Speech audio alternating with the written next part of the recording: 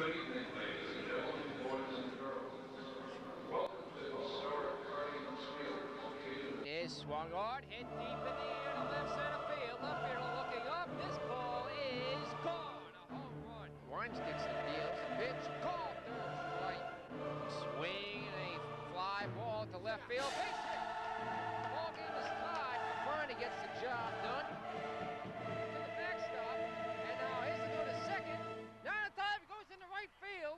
You know, defensively, Mike Affronti and Sean McGill have done a great job as shortstop and catching, respectively. Fog here, it brings a tear to my eye, or maybe that's just the humidity. Anyhow, Nick, That's in there, called third strike.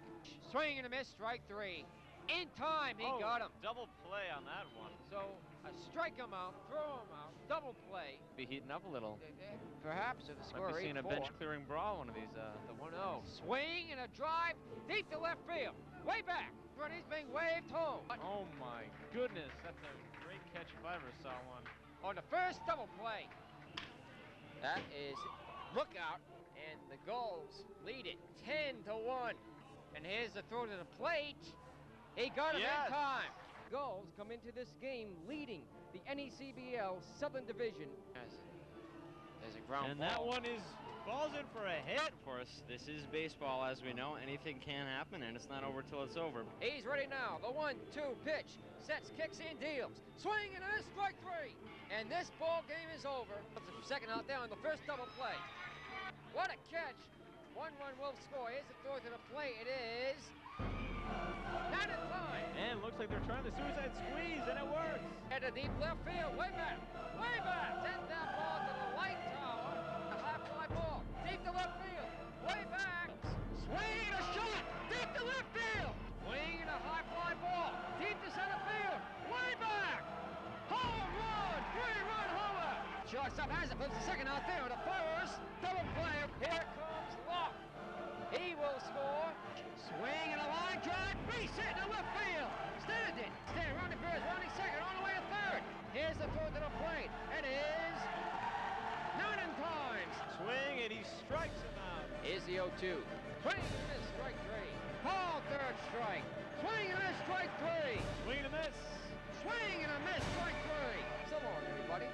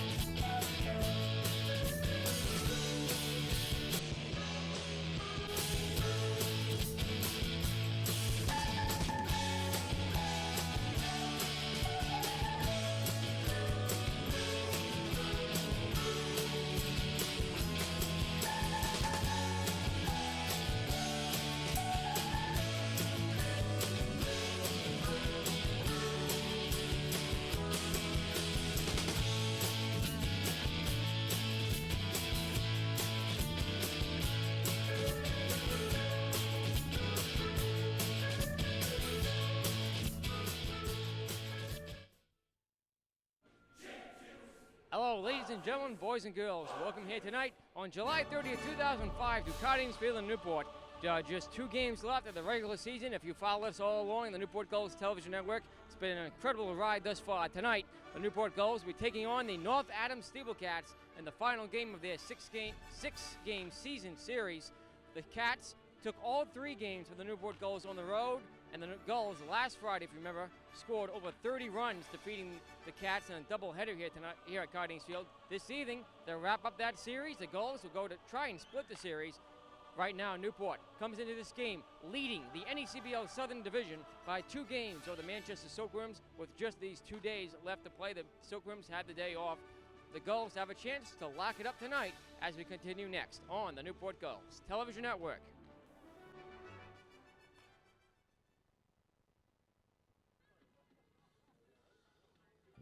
And back here once again at Guardians Field in Newport for our front office report. Happy to be joined by Newport Gulls General Manager and owner Chuck Paver.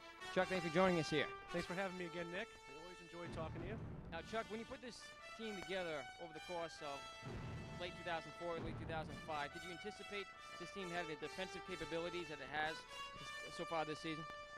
Well, yes, frankly I did. I knew we were putting together a good defensive team, but you never know until they really get here how they perform.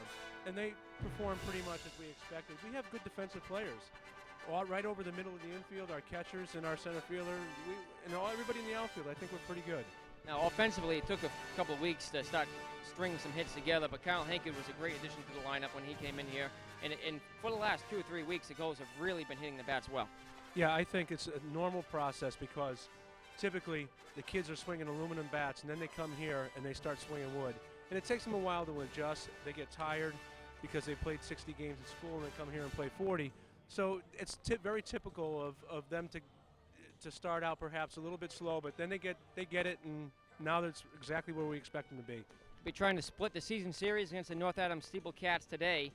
Now, should the Gulls win today, they will have a first place locked up in the NECBL South? Yes, that's correct. I believe if we win today, we win the division and give us home field advantage, which to us is very important here in Newport. Now, should the Gulls lock up the division today, would that eliminate the possibility of a game Monday, or does Holyoke might still have to play that game? It's really hard to say right now, Nick. It depends on if Holyoke needs it for a certain position, whether they finish in the third, fourth hole. I'm not exactly sure. Just 2 games left to play. Keene comes in tomorrow. The Gulls are 0-1 against Keene this season. They're a very difficult team. And should the Gulls make it through both rounds of the playoffs, there's a good possibility we could be seeing Keene in the LCS. Well, that's been pretty consistent, Nick, over the last 4 years. Keene is always a great program. You know, you always expect to see them. They're going to be tough during the season, and you're going to expect to see them at the end. And hopefully we're their opponent. Of course, Newport did defeat them in 2002. And 2001. And 2000. Yes, that's correct. Well, Chuck Faber, Newport Gulls General Manager, thank you for joining us here on pregame show. No, you're busy. You have to get back to work. Thank you, Nick, and thanks for having us again. We'll catch up with you during the playoffs. Thank you very much. Thanks, Chuck. That's our front office report. We'll have more next on our pregame show as we continue on the Newport Gulls Television Network. And back here once again at Cardines Field in Newport, happy to be joined in our Tigers TV crew pregame show by Newport Gulls field manager and head coach Mike Coombs. Coach Coombs, thank you for joining us. Well, thank you, Nick, for having me. Coach, it's been a great season thus far. Just 2 games left of this regular season. Newport Gulls coming in tonight leading the NECBL South up against not your average opponent today, the North Adams SteepleCats. They took 3 games from the Gulls away, but the Gulls swept them in scoring over 30 runs here at Cardines Field. Well, we had 2 excellent ball games offensively against them. You know, I'm not expecting that tonight. I just expect a good ball game and, you know, pitch well, hit well, and play defense, and we should come out on the top end of this thing. Laurie gets the start tonight. How do you think he'll fare against these SteepleCats offense? Well, Mike's already seen him one time, and through, I think, 5 or 6 innings. Wasn't as sharp as he's been in the past, but hopefully we'll give him a little Shanksaw redemption here tonight. Now, what's your plan right now for the playoffs? That's only a couple days away. Well, we're going to look at the rotation again. I'm probably going to start Nardozzi, Otero, and then Holmes, go in that manner. But you never know. You know, something could come up. You got to use a pitcher here or there. You got to, you know, bring a guy in, and just you just never know. So, I mean, we're looking at that tentatively, but you know, that could change. Of course, Nardozzi was an all-star, and Holmes fared fairly well last night here versus Torrington. Yes. Nardozzi is an all-star. He threw the ball well. Holmesy, he was good last night. Wasn't as he's been sharper in the past, but he threw the ball competitively, and you know, he stayed ahead, and he got him out, and then our bats got going, and that was it. Now, speaking of that, Coach, the last 2 weeks we've really seen those bats start swinging less. Hits being strung together, and a lot of runs scored on part of this Newport Gulls offense. Yeah, that's a plus, and that really wakes me up in the dugout. I love to see that. It makes managing easy when these guys put a charge in the ball. Well, let's backtrack just for a moment. Tomorrow, the Keene Swamp Bats come in here. They're the leaders of the NECBL Northern Division, a very difficult team. That you're 0-1 against them away on the road this season. This is their only visit to Newport. Perhaps you'll meet again in the LCS, but what's your plan of attack for tomorrow? Just we're going to show up and throw everything that the Gulster can throw at them, and hopefully our bats will be on and pitching will be good, and hopefully we'll have clinched by then tonight, hopefully.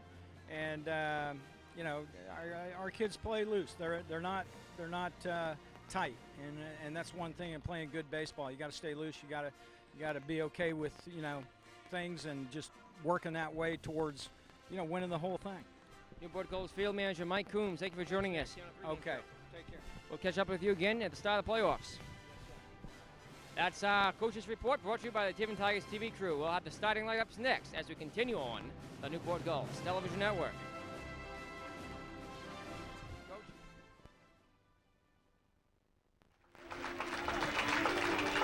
And back here now at Cardines Field in Newport here with the starting lineups tonight. Before we give you the starting lineups, it is Volunteer Appreciation Night here at Cardines Field in Newport.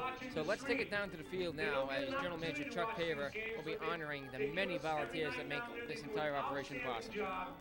And let's talk about briefly our souvenir people. Nancy Rosenthal is not here this evening, but she does a great job. We also like to acknowledge Judy Flynn tonight, and she isn't here, and she's also been with us for a while. This is Judy's third year with the Gulls. The next one is Lynn Lombardi. She is here this evening. Lynn Lombardi's been with us for a while. She helps us out there in other areas of the organization as well, but she's been with us 3 years. Let's give Lynn a hand.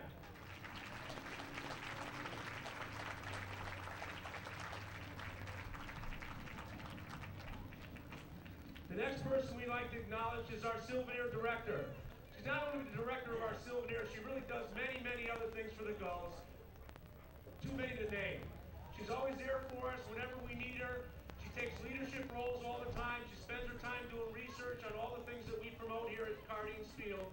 And we're so grateful to have somebody like Janice Sullivan who helps us in so many areas, and she's also a host mom. Let's give Janice a U-chant, please.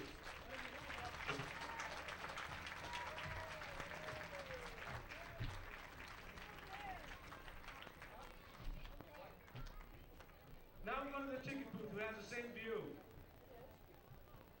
We're very grateful for them because also they're at the ticket booth from the first inning to the 7th inning, and they don't get a chance to see any of this. But let's work right now to get acknowledging them. We have Laura Purcell. Laura joined us this year for the first time. We thank Laura for her time and commitment. Thank you, Laura.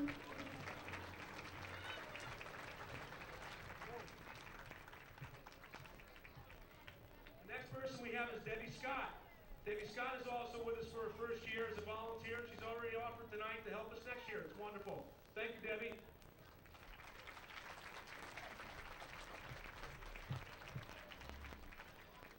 Annie Laurie Burke, she's been with us about 3 years now. Very grateful. Her family's with us all the time at night. Her kids come to our summer camps. She's a great friend of the Gulls, and we thank Annie Laurie again for her contribution. Come on, Sasha.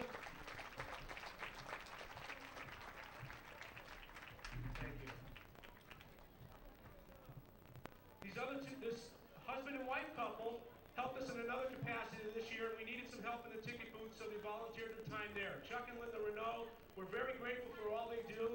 They do a lot of stuff in the off season as well. Thank you, Chuck and Linda. Chuck also helps me with some PR work as well from time to time.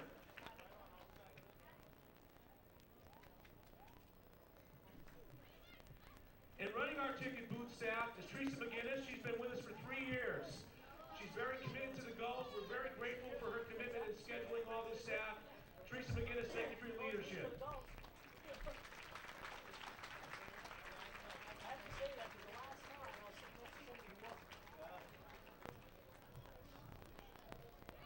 We're going to go to our grounds crew. First time we put the grounds crew in place this year, and they're the best around. We're very grateful for what they do. This field gets a lot of play, but it looks great because they come down here every night and make sure it's playable and looks the way it does.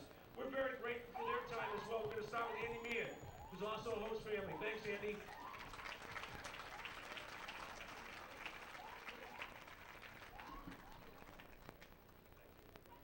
The next one is Pat Fenton.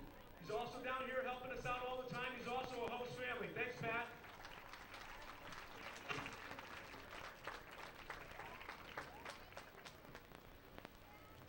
We have Tatiana Rugel.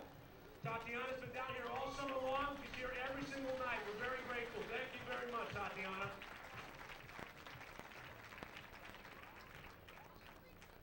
Devin Gear. Devin's down here every night as well and painting those lines, making this place look like it's Fenway Park. Thanks.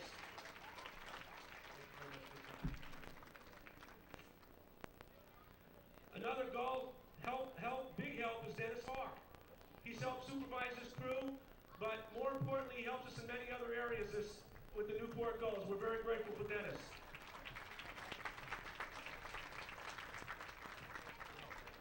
Dennis comes down here in the spring, by the way, and resods these pieces on the field that need to work on his own time. The next gentleman is Chris Green. He's the master of ceremonies with the grounds crew. He's down here every night committed. He's here about 3 in the afternoon, watering this field. Anything it takes to get this field ready, Chris Green's ready to tackle. Thanks, Chris, for your commitment.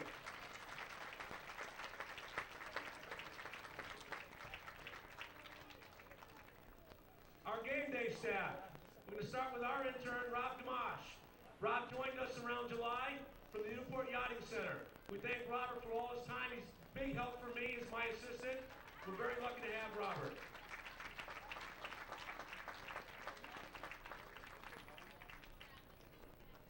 Next is Christine Hendrickson. She's not here right now, but Christine does a lot for the Gulls, and we're very grateful for all she does in the PR relations work. She helps us with our winter projects. She does a lot of things for the Gulls. We're very grateful to have someone like Christine help us. The next person is Ashley St. Andre. Ashley was an intern from Salve last year, and now she's a full-time gully, helps us out all the time as our intern and game day assistant. Thanks, Ashley. She helps with the barbecues.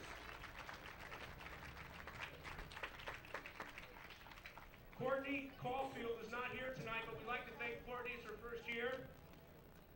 Lindsay Simisser as well. She's not here this evening. It's her first year. Heidi Wasserlin is here tonight. We'd like to thank her. She was my intern in the spring. She graduated from Salve doing an internship with the Gulls, and she committed her summer with us as well. We're very lucky. Thank you, Heidi. Thompson Booth. Thompson's here every day, putting the banners up here in the field every night, putting those flags out here. The last guy to leave, he empties the garbage cans. We don't have to worry about anything with Thompson. We're very, very lucky to have Thompson Booth.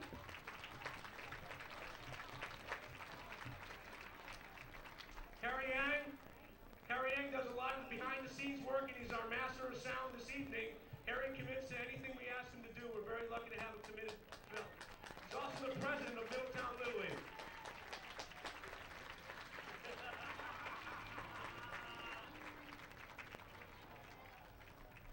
His wife, Sue Ing, she also helps us with many projects.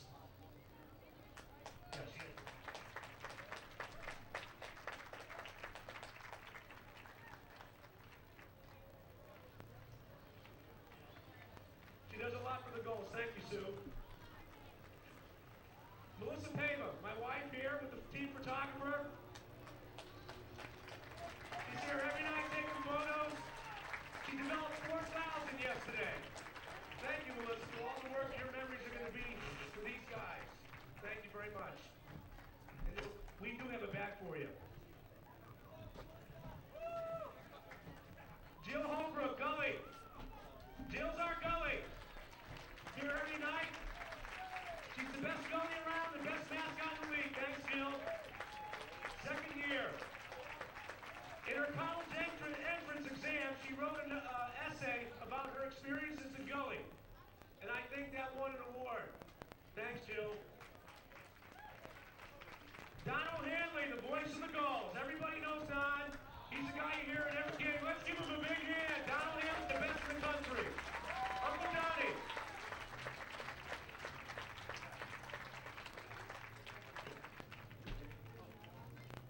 Brian Cole, first year as our statistician. Brian comes from Tulane University.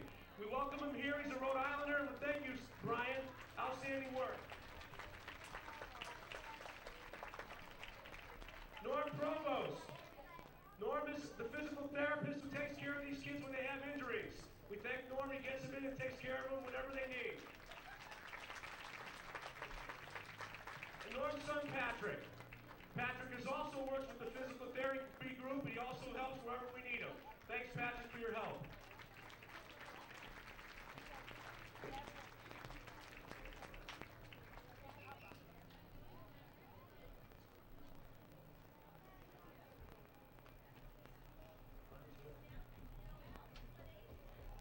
Tim Thompson. He's our head team trainer. Physician's assistant. We're very lucky cheer. Thanks, Timmy.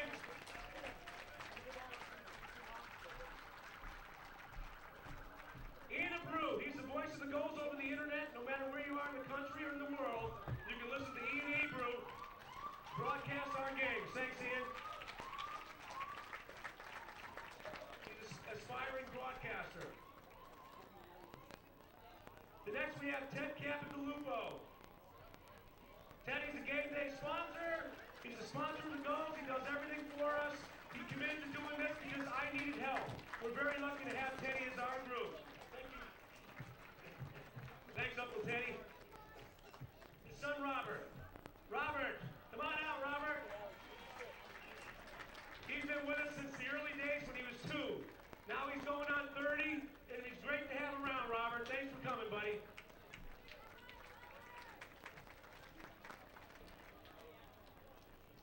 We got Ryan Hawk. He's our sound director here with the Gulls. First year, great veteran at a rookie age. Thank you.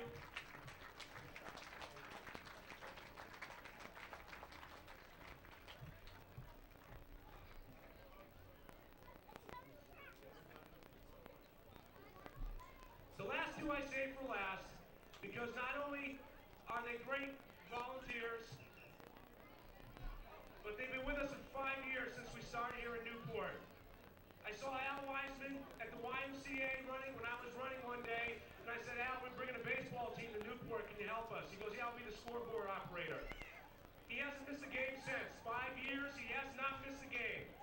Al Weisman, let's give him a big hand. We have a special gift for him. This reads, presented to Al Weisman, in recognition of 5 years as a volunteer of the Newport Gulls Baseball Club. Al Weisman, thank you very much, sir. And our last is our special friend of the Gulls, Commander in the U.S. Navy right here, works for the Admiral. She works more for the Gulls. She does everything behind the scenes. She doesn't like to be notarized, but we have to thank Susan Haig because she is the heart and soul of the Gulls. Let's give Susan Haig a huge hand, please. She organizes every one of our nights starting in January. We meet once a week. We plan these evenings starting in January, and Susan's behind all that work. Thank you, Susan, for all you do. And ladies and gentlemen, let's give these volunteers a big hand.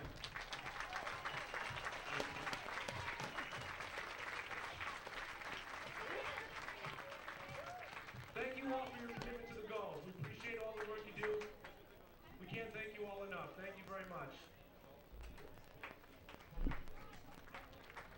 Well, as the volunteers be exiting the field now, a great tribute to them all. Newport Gulls have the largest staff of volunteers than any other team in the entire 12-team league, the NECBL. Matter of fact, I've been to many ballparks, and I can tell you that the Gulls have more volunteers on their staff to make all this work here at Guardians Field than most other teams put together. Incredible showing of support for the community and for the Newport Gulls, a nonprofit 501c3 organization. All these volunteers make it all possible. Of course, we have an all-volunteer crew ourselves, the Tigers TV crew, Newport Gulls Television Network. We've had over 35 people participate throughout this season. Small crew here tonight. We have a cameraman, our audio technician, associate producer Ray Ballard Sr., Ryan Phoenix on our camera, myself, Nick Lemer, and Tom Lemer's down in the production room, putting up the graphics and directing the cameras for you. Of course, if you tune in to the end of all of our broadcasts, at the end you'll see the credits, and those recognize all the people who have made our broadcast possible throughout the season. Now time to return to the starting lineups. There's the classic music. Leading off tonight for the visiting North Adams SteepleCats, who are 19 and 21 on the season. Currently, the Cats are in third place, 3.5 games back in Newport in the NECBL Southern Division, with only 2 definite games left to play. Possible makeup game on Monday for the Gulls and Holyoke. Chris Cates was an all-star. He's their shortstop. He'll be in the leadoff spot tonight. Dexter Butler bats second. He's the second baseman batting third. The catcher, Chris Watts. Right fielder Nathan Sensing's in cleanup. He was also an all-star and leads the Cats in runs batted in as well as batting average, batting .326, has 20 RBIs, one more than Chris Watts, who has 19. Ryan Kraft bats fifth, the first baseman, batting sixth. Scott Sinnemeier, left fielder. Designated hitter Josh Nestor bats seventh. After him, Brandon Menchaca, the center fielder. Mark Raffle is the third baseman, rounding up the order for the visiting Cats. Will Romanovitz will be their pitcher tonight. Romanovitz out of Stetson University, hometown of Westchester, Pennsylvania, 6'1", 175 pounds. This is his first start of the season. He's yet to earn a victory. He's 0-1 in 12 appearances, all of relief. It's a 4.86 earned run average. For the home Newport Gulls, the Gulls coming into the game tonight are 23-16 overall. And in first place in the NCBL Southern Division, 2 games ahead of the second place Manchester Silkworms, and again 3.5 games up of the SteepleCats. Scott Brown is their leadoff hitter, center fielder, batting second to second baseman Jeff Miller. In the third spot, Kyle Hagen, he's the right fielder, and in cleanup, designated hitter Zach Clem, batting fifth. Blake Church, the first baseman. Nick Burnham is the left fielder, batting sixth. In the seventh spot, Michael Afrani, the shortstop, back for his second season here in Newport. Batting eighth, Eric Hagstrom, the third baseman. Sean McGill's on the disabled list right now, so Andy Wendell will be back again behind the plate catching for Newport. He rounds out the Gulls order. Their starting pitcher tonight, right-handed pitcher Mike Laurie. Laurie, in 5 appearances, all of them starts this season, is 2-0 with a 3.19 earned run average. Head coach for the Newport Gulls and field manager Mike Coombs. His players coach is Marty Smith and pitching coach Josh Scott. For the visiting SteepleCats, Scott Vigulak is their field manager, Laz Gutierrez, and pitching coach is Brian Borowski, their players assistant. Right now about 77 degrees under mostly cloudy skies here in Newport. Thunderstorms maybe in the area later on this evening. About 80% humidity with a west-northwest wind, about 10 to 15 miles per hour with an occasional gust, perhaps a little bit higher than that. Almost ready for baseball here. We'll have the first pitch next as we continue on the Newport Gulls Television Network.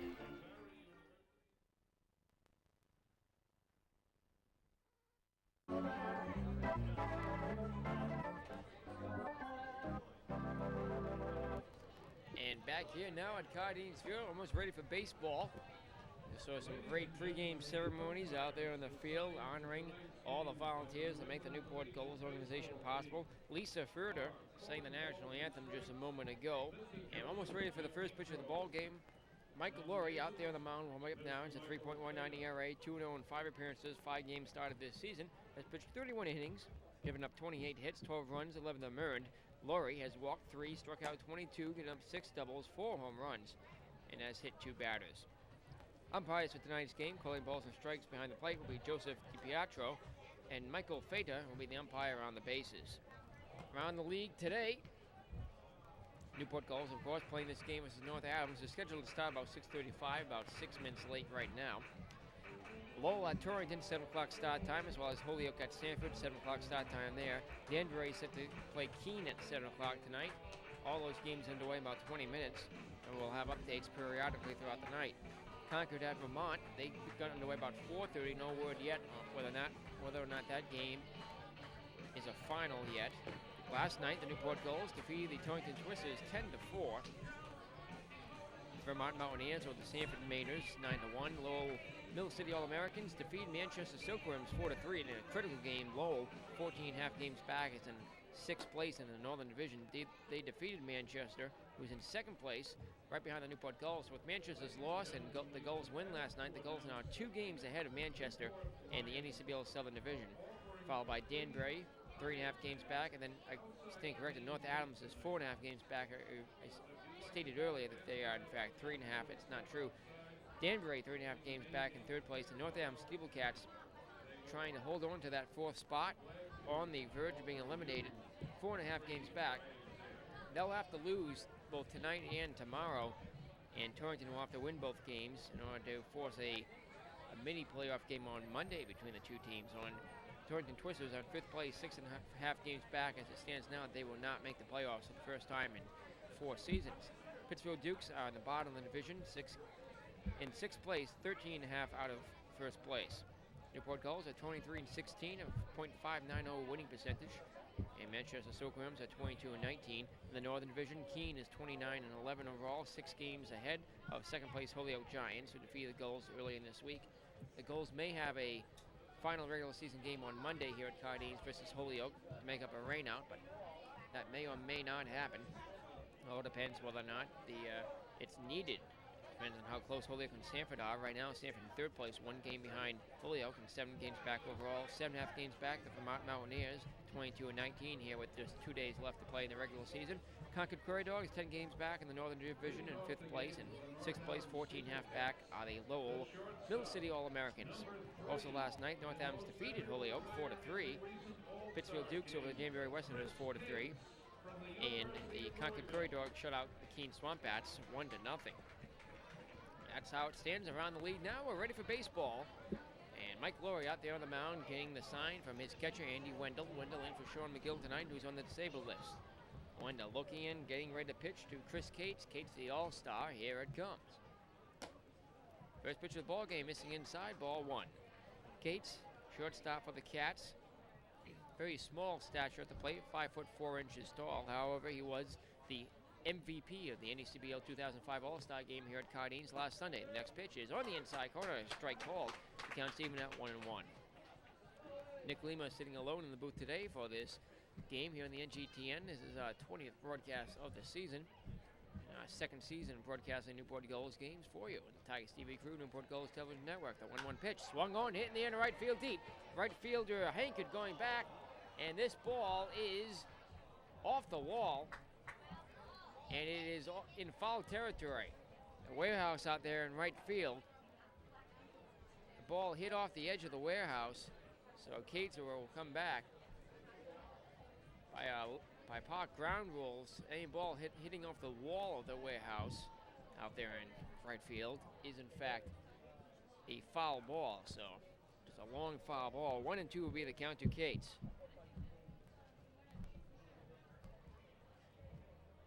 Andy Wendell behind the plate, giving the signs to Laurie, defense for the Gulls. Church at first, Miller at second, and Fronting the shortstop, Hagstrom at third.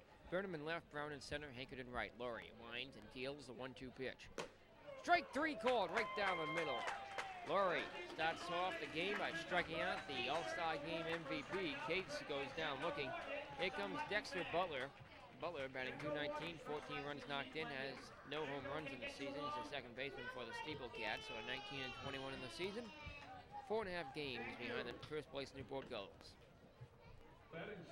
Probably saw the NECBL All-Star Game on NCTV and elsewhere. Brought to you by the Newport Gulls Television Network and Newport County Public Access Television. The next pitch, missing ball 1 to Butler. After him, we'll see Chris Watts. Laurie joined the Newport Gulls team just before the midway point in the season, the 1-0 pitch. Strike called over the inside corner, says home plate umpire Joseph DiPietro.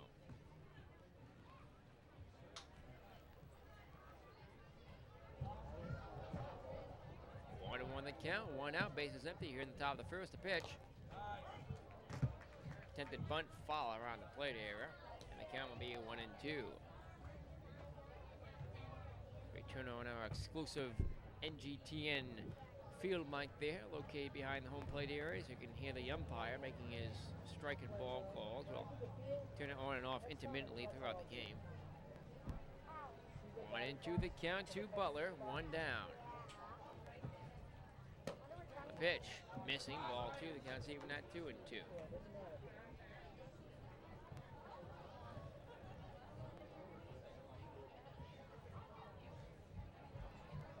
Laurie looking in, gets a sign, winds and deals.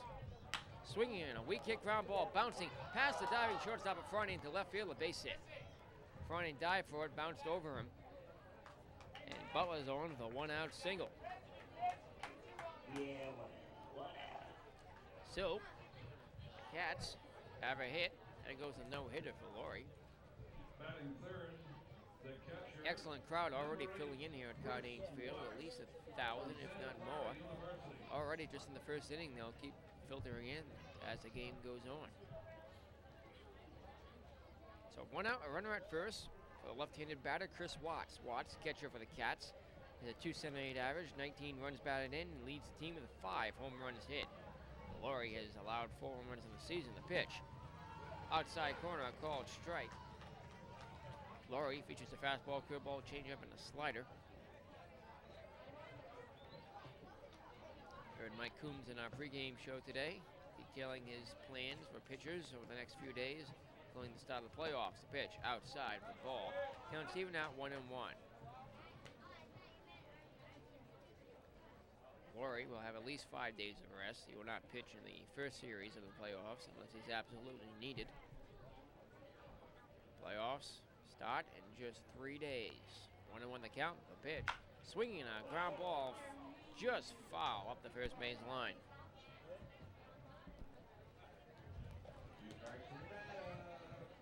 That's it. You get a chance to win a t-shirt. 1-2 the count on Watts. Laurie looking for a second strikeout, looking for the second out of the inning. A runner at first, one down. And throw back to first, back standing. Butler, he wasn't very far off the bag.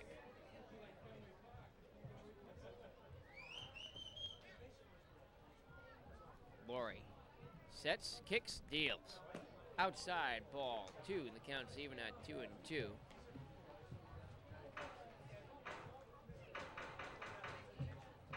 At first, Butler, who singled. He leads. 1 out.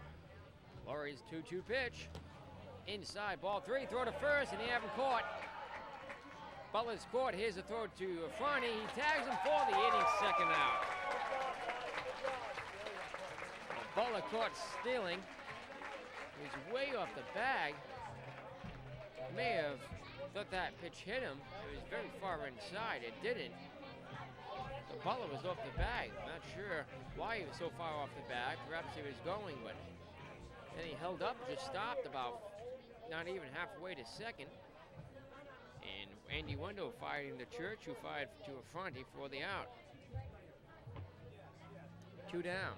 Laurie worrying about the bases empty now. Pitching to Watts, the payoff pitch. Swinging a high fly ball to left, but popped up and foul. Back over America's Cup Avenue towards the visitor center. Hits off a car and out of play.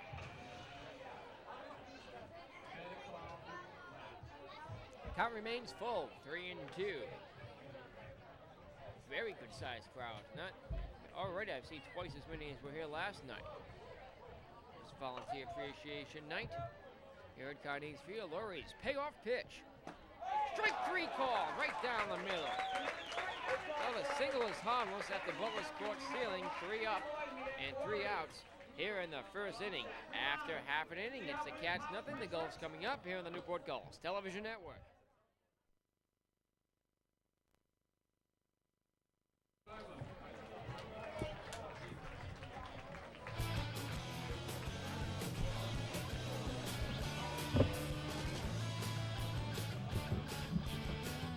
Back in our Cardinals Field, Scott Brown takes the first pitch outside, ball 1.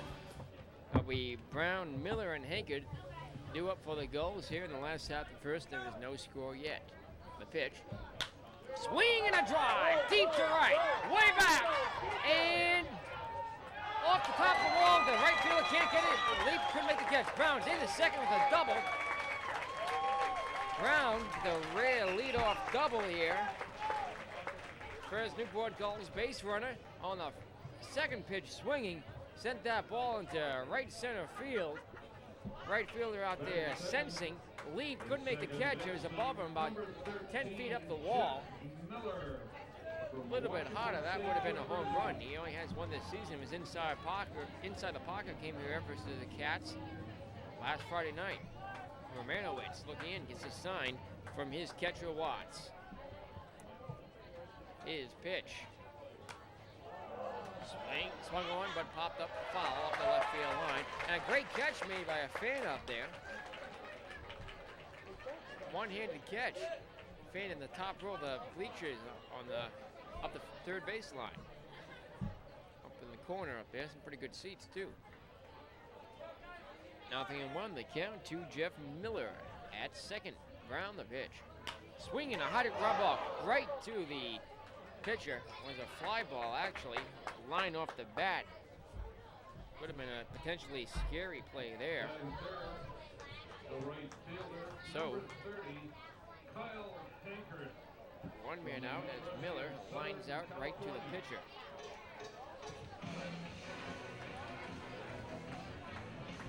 1-0 Here comes Kyle Hankard. Hankard, offensive leader for the Newport Gulls, batting .377. Leads in that category. Leads in runs batted in with 30, as well as in home runs with 8. Batting here with Brown at second, 1 out. The pitch. Swing and a high fly ball into right center field. Hit well. The center fielder looking up at the wall, and right fielder makes the catch on the warning track, tagging Brown. He'll head into third to throw. Not in time. Hankard gave that ball a ride into right center, and that's a sacrifice fly. And advances Brown to third. The Newport Gulls now with 2 outs have their first potential run of the game, 90 feet from the plate for Zach Clem. Clem out of the University of Washington, designated hitter for the Gulls, batting 198, 13 runs batted in, 2 home runs. Was out earlier this season for about a week with an injury. 2 outs, the pitch with the runner at third. Breaking ball on the inside corner called strike.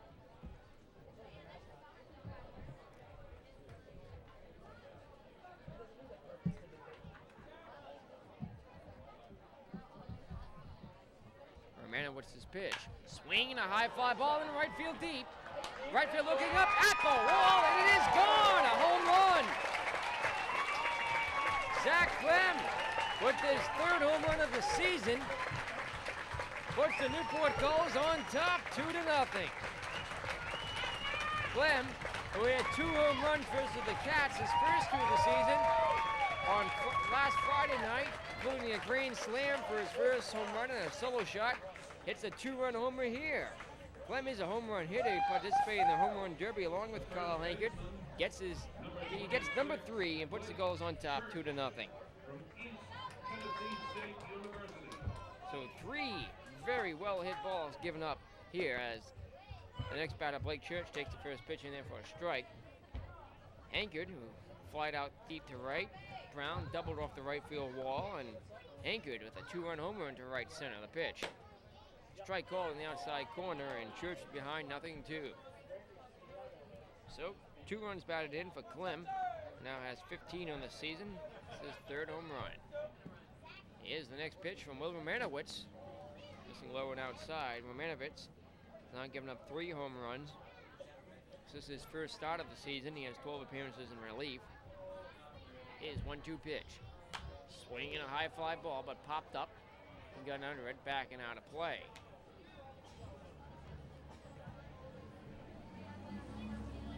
So Zach Clem puts the Newport Gulls on top. He had 2-0, that home run.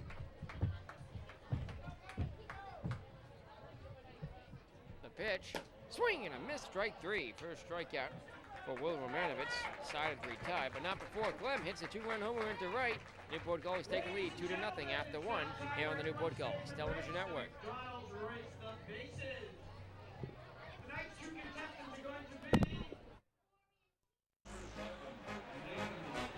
Well, the Newport Gulls already on top 2-0 as we go to the top of the 2nd inning. Leading off here for the Northampton SteepleCats will be Sensing. He bunts on the first pitch, sends up the third base line, a good one, and he'll be safe at first. It's a throw not in time from the third baseman, Eric Hagstrom. So, Sensing, that's the 2nd hit of the night. That's a bunt single. And tying run comes to the plate in the form of Ryan Kraft. Kraft, first baseman for the Cats, batting .276, 11 runs batted in, 2 home runs. They're batting here, the runner at first, and they trail it by 2, nobody out. Laurie struck out 2 batters looking in the first inning. Butler was caught stealing the pitch. In there for a strike, 0-1.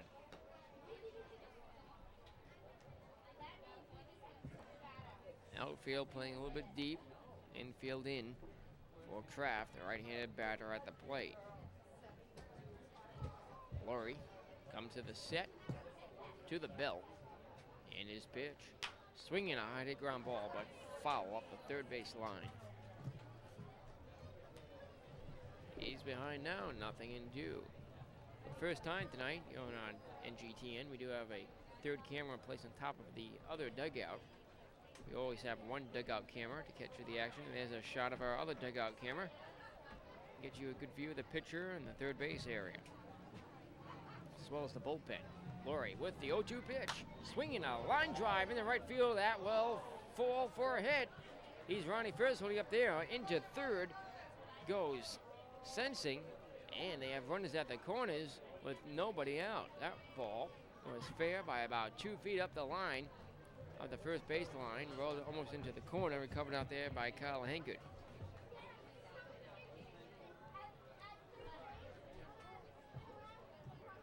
So Mike Laurie stepping into your screen there.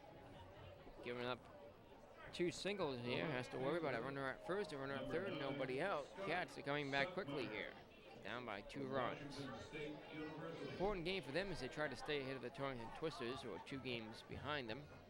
Twisters will have to win all the remaining games of the season after losing last night to get in the playoffs. The pitch on the outside corner, a called strike. 1-1 the count. Of course, the Gulls are guaranteed a playoff spot now.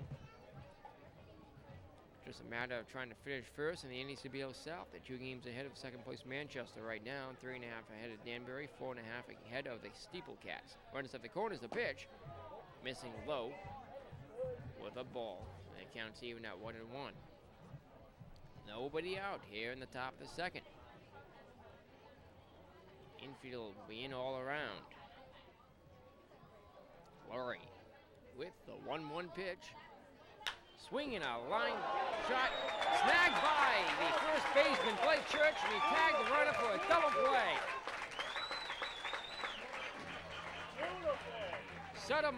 Suttermeyer hit a line shot right to Church, who snagged it in midair and then tagged out the runner. I'm not sure if we have instant replay of that one. If we do, we'll put it in, and if not, I'll just keep talking about it. But there are 2 outs now, and the runner holds up at third. What a play by Blake Church. So 2 outs, a runner at third. At the plate, Nestor, the pitch, and there for a strike.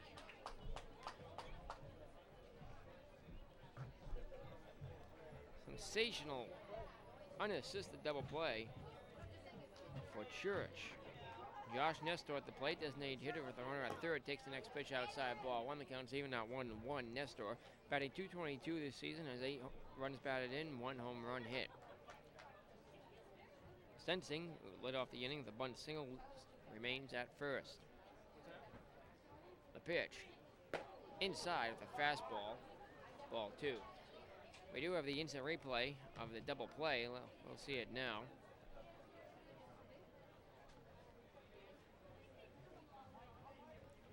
Here it is. There's line shot right to him, and he's just got the tag on the runner. I'll head back live.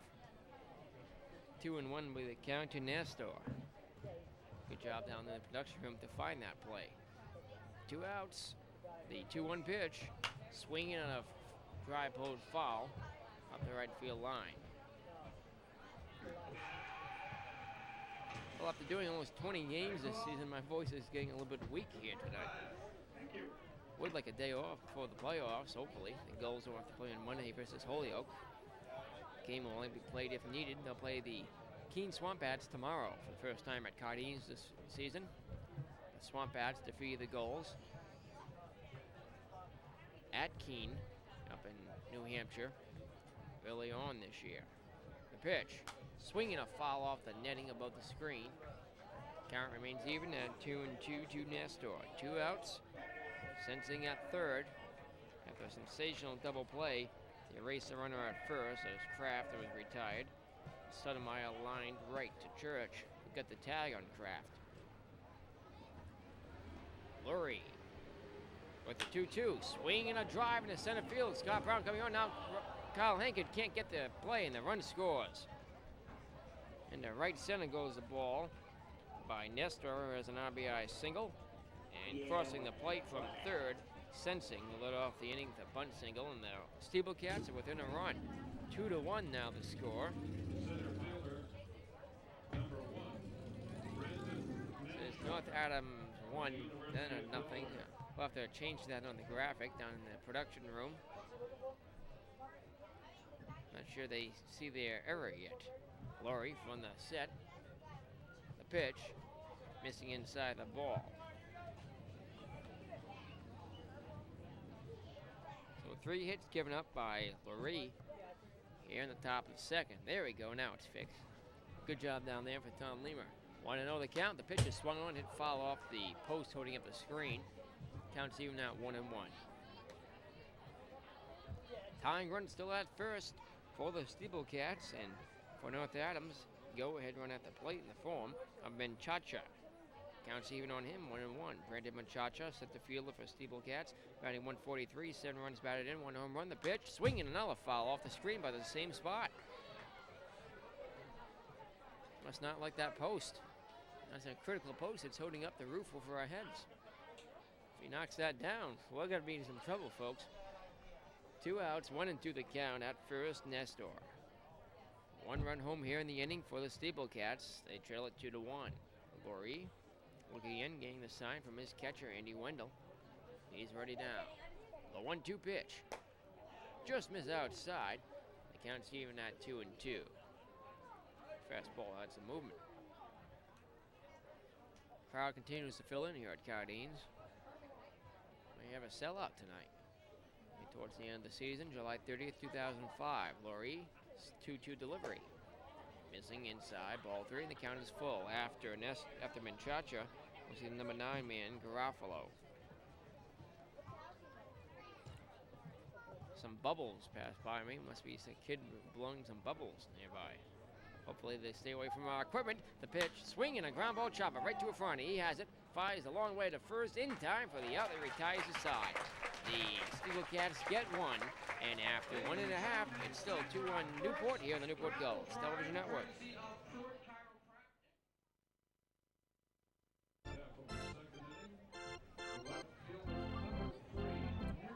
Back here now at Cardine Studios, go to the home half of the second. Newport Gulls are on top now, 2-1. Is the pitch to Nick Burnham. And therefore called strike defense for the SteepleCats. Romanovitz, the pitcher, Chris Watts, the catcher. Kraft at first, Butler at second, Cates, shortstop, Garofalo at third. Scott Sotomayor in left, Brendan Menchaca in center, Sensing in right. This pitch is sent in the air to center field and right under it. Menchaca makes the catch for the inning's first out.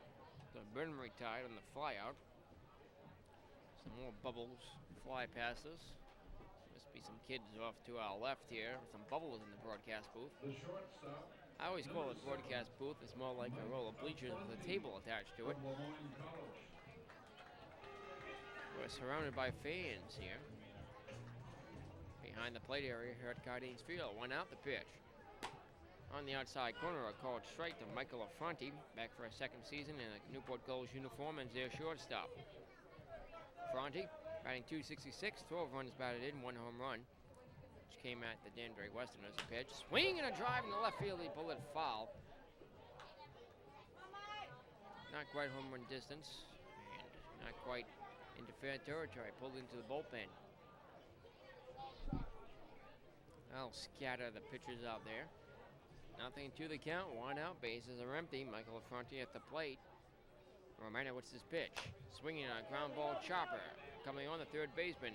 Garofalo fires to Kraft. In time for the out to retire Affronti. So, 2 up, 2 down. Here comes Hagstrom. Eric Hagstrom, batting .153, has knocked in 5 runs, has a home run of the season. Out of Cal State Northwood, stands in from the left side of the plate. Here's the pitch. Inside, ball 1. Will Romanovitz, 4.86 ERA, 0-1 this season, 12 appearances. This is his first start. The pitch, outside ball 2, 2-0. He had a shaky first inning, gave up 3 very well hit balls, including a 2-run homer to Zach Clem. He winds, kicks, and deals. Swing and a miss. Strike 1. And the count's 2-1.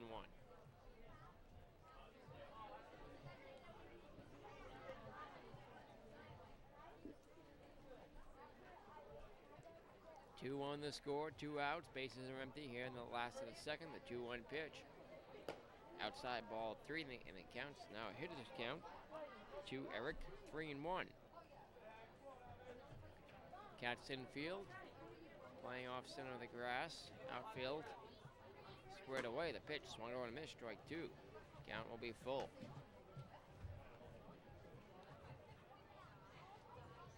Romanowitz can be wild. He's hit 3 batters this season. Now giving up 3 home runs. Not giving up 2 doubles though. Not including the one tonight by Brown, who led off the first with a double. Including tonight, he has 17 strikeouts on the season. 3-2 the count to Hagstrom. Will Romanowitz winds and deals the payoff pitch. Swing and a drive to left. Coming on the left field, the third baseman out there as well, and they all converge. Left fielder, did he hold on to it? No, he dropped out in the bullpen in foul territory. Count remains 3-2.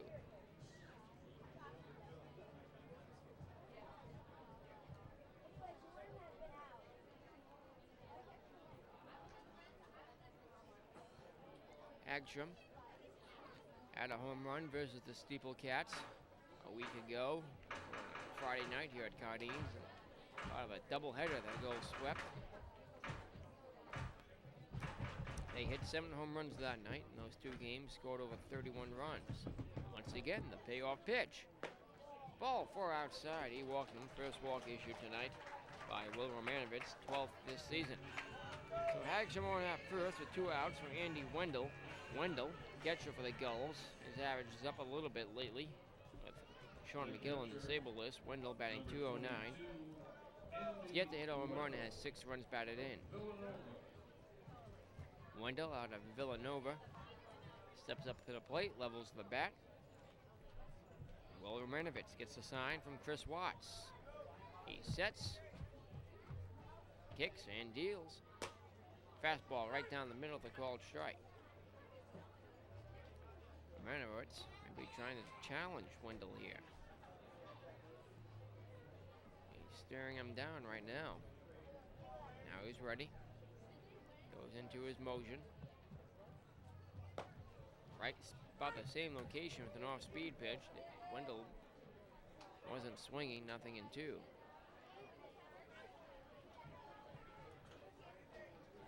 Hagstrom at first who walked. 2 outs. 2 on the score. The 0-2 pitch to Andy. Outside with a slider, ball 1.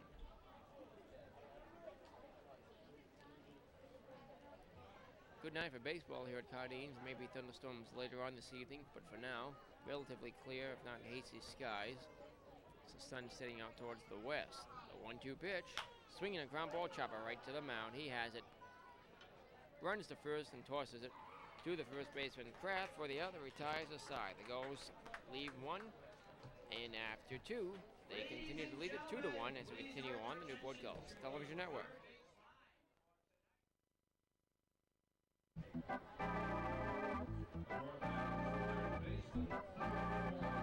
And back here now at Cardines Field in Newport, Rhode Island. Mark Garofalo, number 9 man in the lineup for the Cats, lead off here. Takes the first pitch on the outside corner, a called strike from Michael Laurie. Garofalo, third baseman for the SteepleCats, batting .185, 10 runs knocked in, yet to hit a home run this season. Laurie winds and deals the 0-1. Is it in there actually for a strike? Looked a little bit low from this perspective, nothing in 2. Home plate umpire tonight, Joseph DiPietro, and base umpire, Michael Feta. Laurie winds and deals the 0-2. Outside, ball 1. The Cats got 1 run in the second.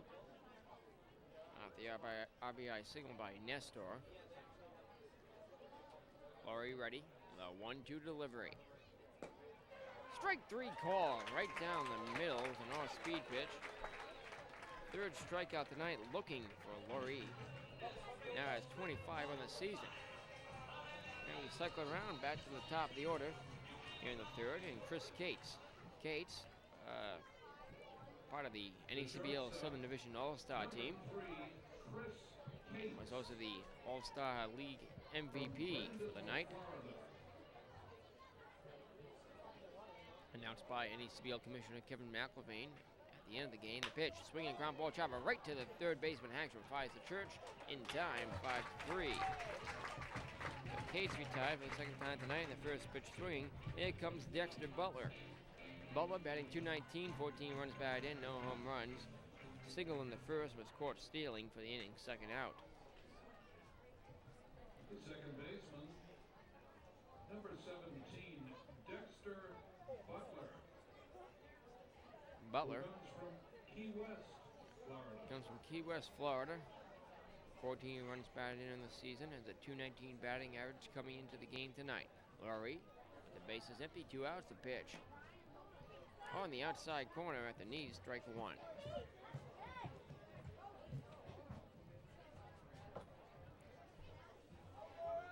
Butler stands in. The pitch from Laurie, here it comes. Swinging a drive in the right field that falls for a hit. About 10 feet to the left of the line. Butler rounding first. He'll be set into second, now holding up there as the throw comes in to Miller. Or rather to Affronti. Miller is backing him up. So, with 2 outs, Butler has a single.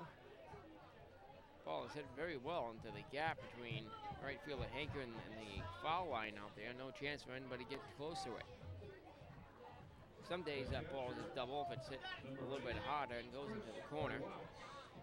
A single for Butler, and here comes Watts. So the tying run on for the North Adams SteepleCats. Watts struck out looking to end the first inning. Laurie will be looking for similar work here. Getting the sign from the catcher, Andy Wendell. Laurie comes to the set and to the plate. Outside, ball one, missing the fastball.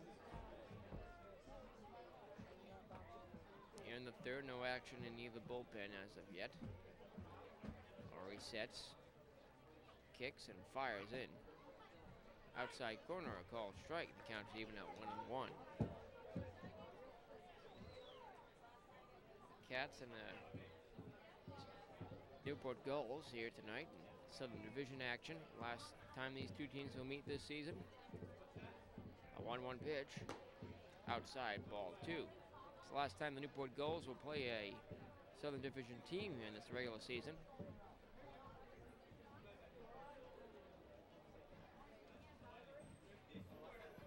Laurie worries about the runner at first. He's not holding him there though. The pitch outside, ball 3 in his count now, 3-1 to Watts. Chris has a .278 average, 19 runs batted in, leads the team with 5 home runs this season. The next pitch, swinging a high fly ball into right field deep, way back, and gone, a home run.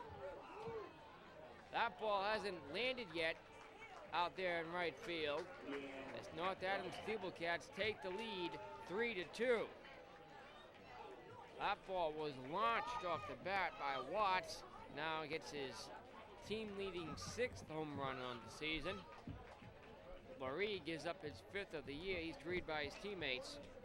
North Adams SteepleCats now lead the ball game for the first time tonight, 3-2. Now batting right fielder, A 2-run homer by Zach Clem is erased here by the 2-run shot by Watts. City of Nashville. The Gulls, once again, will have to play catch-up in this ball game. Also, the first time the Cats have had a lead tonight. The Gulls have been playing catch-up more and more frequently as of late. Laurie with the pitch. Swinging a line drive, base hit into center field. Look out for Laurie to duck out of the way. Recovered out there in center by Scott Brown, another single. So 3 straight hits given up here by Laurie already. He's given up 7 hits tonight, and the Gulls will be thinking about getting action up in the bullpen now. Here comes the pitching coach, Josh Scott, out to talk with Mike Laurie. At first, sensing Watts has hit a 2-run homer, sending home Butler. There are 2 outs in the inning. All this happening with 2 outs, 3 straight hits. After Laurie fanned Garofalo and Cates bounced to third.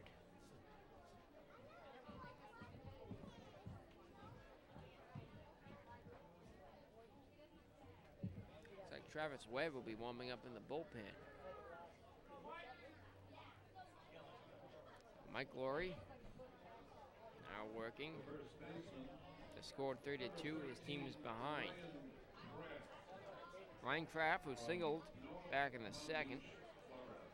It's a race on a double play that Sotomayor lined into. The pitch.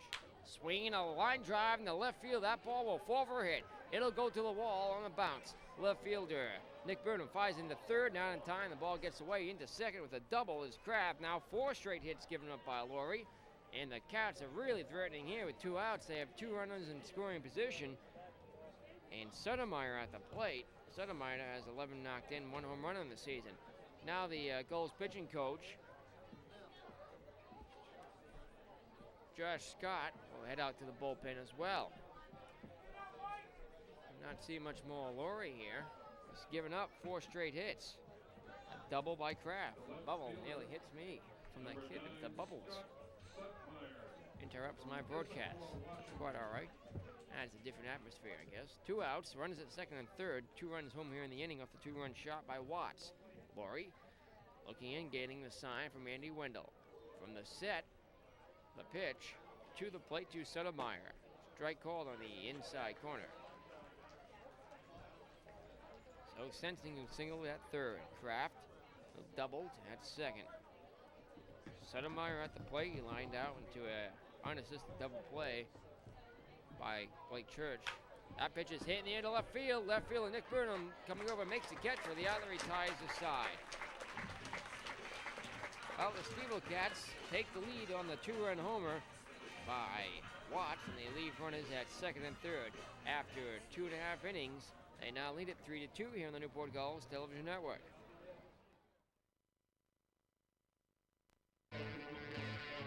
This copyright telecast is presented by the authority of the Newport Gulls and the New England Collegiate Baseball League for the entertainment of our viewing audience and exclusive agreement with the Tigers TV crew, Newport Gulls television network, and may not be reproduced or retransmitted in any form, and the account and descriptions of this game cannot be disseminated without the express written consent of the Newport Gulls, Tigers TV crew, and the commissioner's offices of the NECBL. First pitch is in there for a called strike to Scott Brown. Brown led off the first with a double in the right field. Out there for third inning of work is Romanowitz.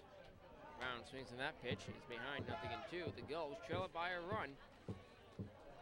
Cats on top 3-2.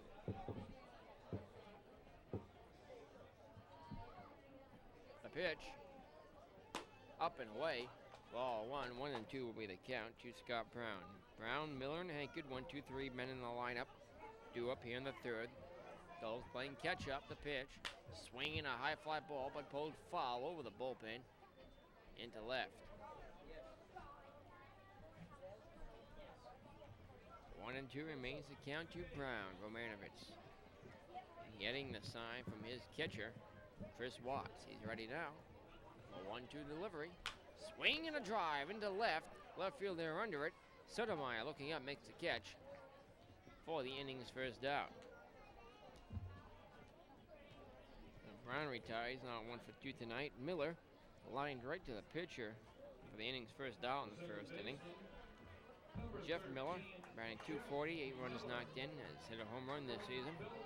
Washington, not to be confused with Bellevue Avenue. Here's the pitch to Miller.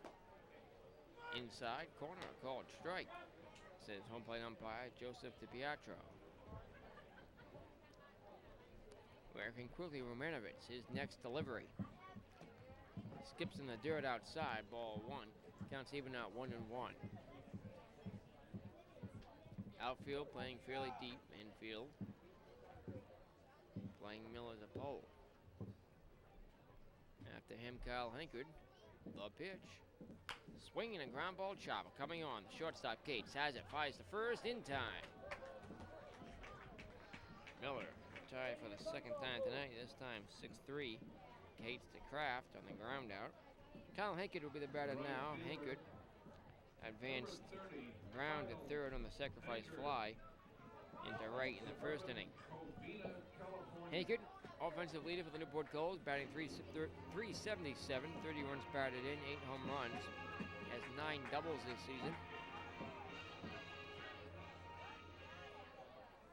2 outs. Bases are empty for Kyle. Gulls trail by 1. The pitch.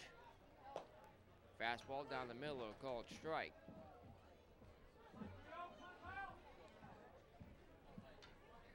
Kyle, in addition to his 8 home runs in the regular season, hit 2 versus Team USA on July 4th here at Cardinals Field in an exhibition game. The 0-1 pitch. Swing and a miss, strike 2. He blew a fastball by him. Anchored, thinking a ball up a little bit higher than that.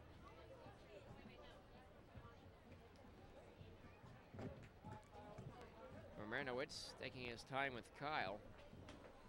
Now he's ready. His 0-2 delivery. Swinging a line drive, but pulled foul up the third base line.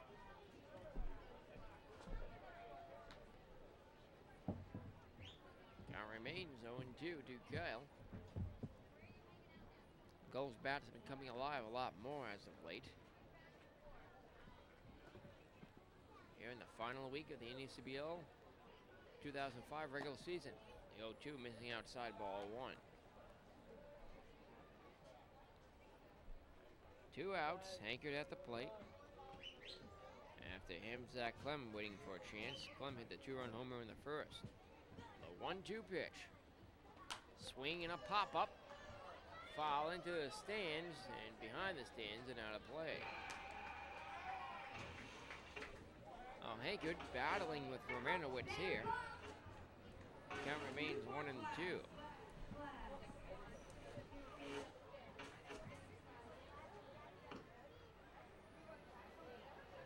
The 1-2 delivery. Inside ball. Dude, that hit him. That grazed the inside of his uniform. That's the 4th batter that Romanowitz has hit this season. And Kyle Hankud been hit for the 4th time. Here comes the designated hitter, Zach Clem. Clem hit that 2-run shot in the first to give the Gulls a 2-0 lead. The Cats came back quickly with a run in the second and 2 in the third. Take the lead 3-2. Tying run at first, Clem, 2 outs for Zach. At first, Hankud, 2 outs for Zach Clem. Romanowitz with the pitch.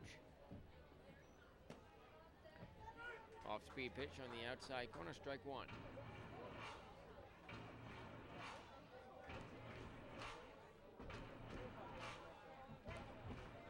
The next delivery from Will. Missing. Outside. And the count's even at 1-1. Kyle Hankud at first base.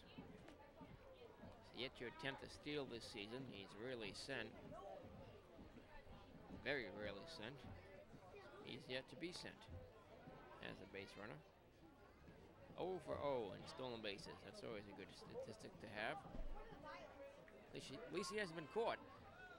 1-1 the count. The pitch. Instead, time's called and the delivery comes in anyway.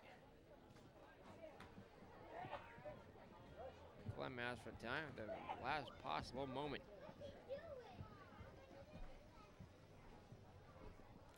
Once again, Romanowitz with the 1-1. It's missing inside. Ball 2.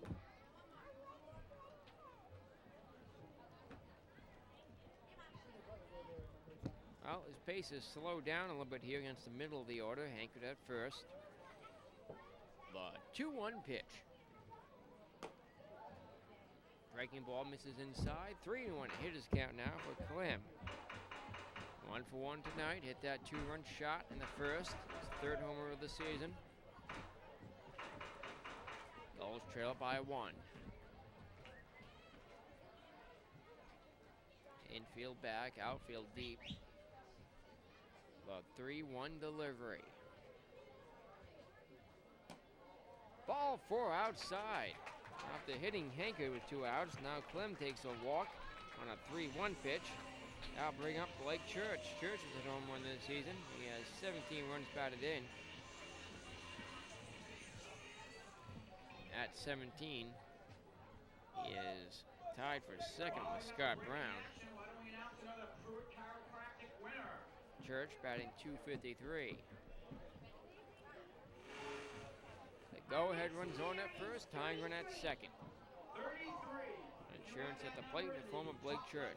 Connor, you have through it chiropractic card. You just won a prize. Come down to the front gate before the game is out tonight. Brief conference on the mound. Laz Gutierrez, the pitching coach, out there to talk with Will Romanovich here tonight in his first ever start in a SteepleCats uniform. Romanovich in 12 relief appearances, pitched 16 innings, gave up 17 hits, 11 runs, 9 of them earned. Number 26, Blake Church. Blake Church to be the batter now. Runner at second, a runner at first, 2 outs. Romanovich looking in, getting the sign for once. He's ready from the set. The pitch. Missing inside, ball 1.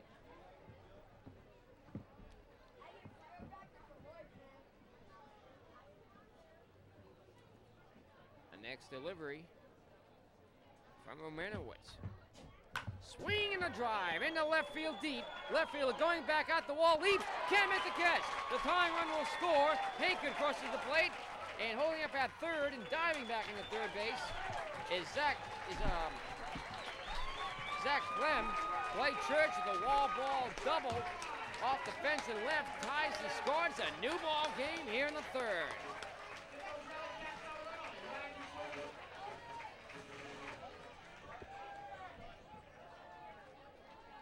So Church knocks in his 18th run on the season. He's now in second on the team, 12 behind Kyle Hankard, who scored on the play.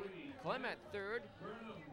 Church at second for Nick Burnham. Burnham from Newcastle, Washington. He's 0 for 1 tonight. Flew out to center to lead off the second. Chance here to put the goals on top. Runners at second and third. The pitch.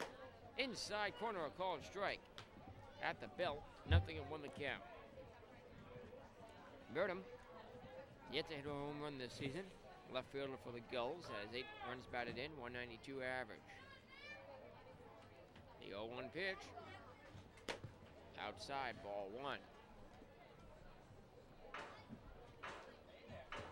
That's the 4th well-hit ball we've seen Romanowitz giving up this evening.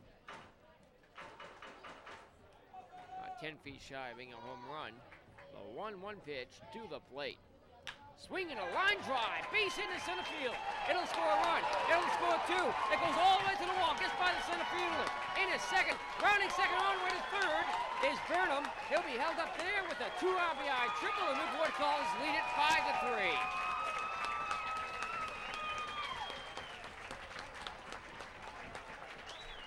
That ball got by the center fielder, Brandon Menchaca. It sent Church and Clem home from second and third. The Gulls stringing some hits together here in the third inning, all with 2 outs after Hankwood is hit by a pitch. Clem walked, a RBI double by Church, and a triple here for Nick Burnham. Breaks out of a slump, gets his 9th and 10th runs batted in of the season.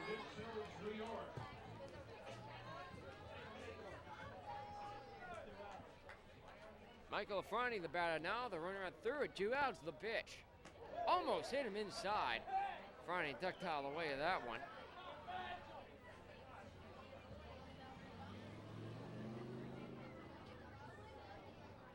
Nick Burnham at third. The 1-0 pitch.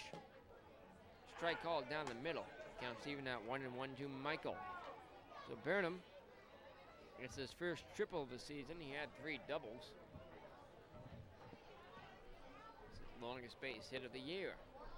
Yet to hit a home run. The 1-1 pitch to Afrani will be coming here. Here it comes. Swinging a weak hit ground ball to third. He has it on 2 hots. Fires to first in time for the out. The Gulls 3-1. They've left 2, but they get 3 runs thanks to the RBI double by Church and the 2 RBI triple by Nick Burnham. They lead it 5-3 after 3 complete here at Cardines Field on the Newport Gulls Television Network.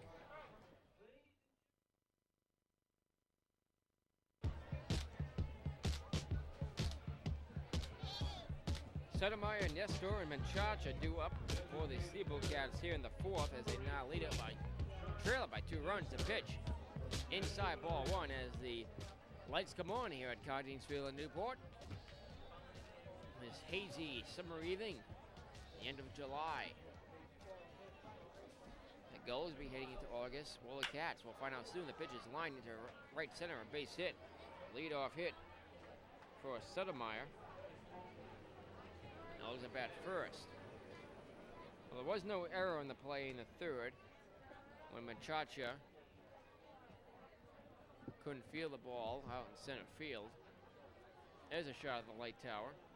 They are clearly on, as you can see. We seem to do that every game for some reason. I guess folks at home don't believe me. We have to prove it to them that the lights are in fact on. Conference on the mound, Mike Coombs, the manager of the Gulls, out there talking with Larry, and that will do it for him. So he comes in, gives up a single to Sotomayor, and that's going to do it.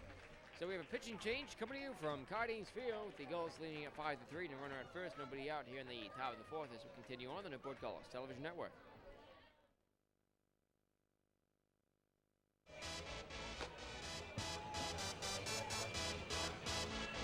And back here now at Cardines Field, the new pitcher out there on the mound for the Newport Gulls will be Josh Laircy. Laircy on the season.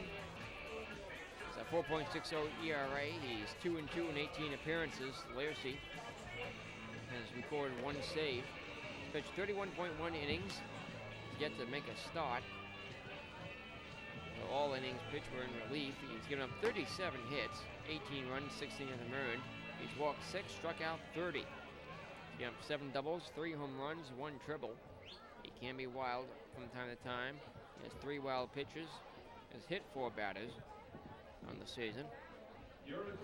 He'll be pitching here with Sotomayor at first, nobody out. The Gulls now clinging to a 2-run advantage over the North Adams SteepleCats.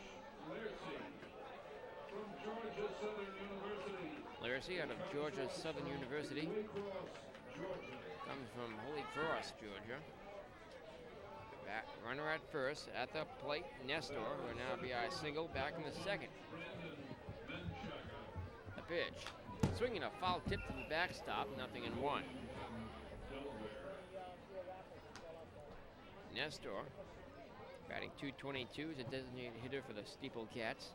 And by the way, folks, there is no such thing as a SteepleCat. I have no idea where they get the name from. I checked on it too. 8 runs batted in, 1 home run, a runner at first, and throw back to first. Back standing close to tag there was Sotomayor. So Laircy at the plate in for Laurie, who allowed 9 hits and 3.1 innings of work. Another throw back to first, this time not nearly as close.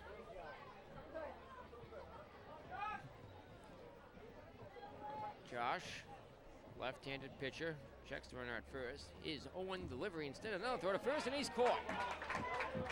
Here's a throw to Franny, and he tagged him for the out. Caught stealing Nestor. That's the second batter that's been picked off tonight by Newport Gulls pitching. Well, the Sotomayor is caught stealing, so that's the first inning, first out of the top of the fourth. Nestor remains at the plate. 0-1 the count to him. He's very far off the bag. He shouldn't have been that far off the bag with a lefty. Laircy on the mound. The pitch. Swinging a line drive, but pulled foul by about 2 feet up the third base line. Fielded by the bullpen.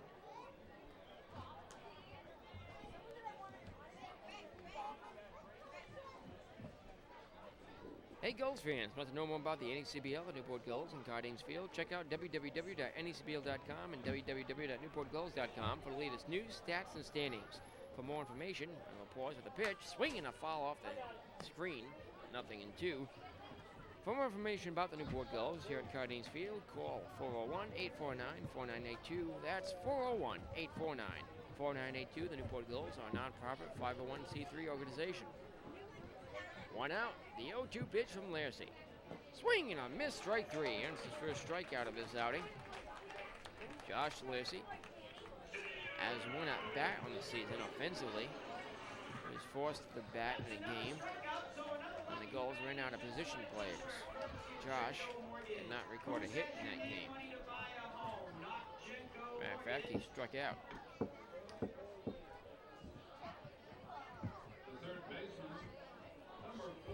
has committed one fielding error.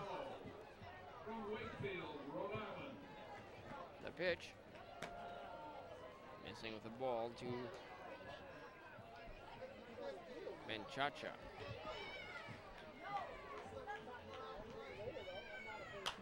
Next pitch.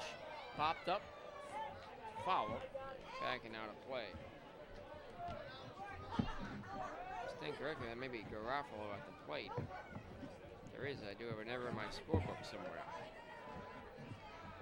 And I do. Be given the wrong names for this inning, folks. The pitch, swing and a miss, strike two. Garofalo swings and misses. So it's Menchaca who struck out. And Nestor was picked off and caught stealing. The pitch, missing outside and low. Counts even at 2-2. My apologies, folks. I beg your pardon, as I've been playing the wrong name. Sotomayor was out to retire the third. Didn't write that down. The 2-1 pitch. Missing low. Count will be full. 3-2 the count to Garofalo.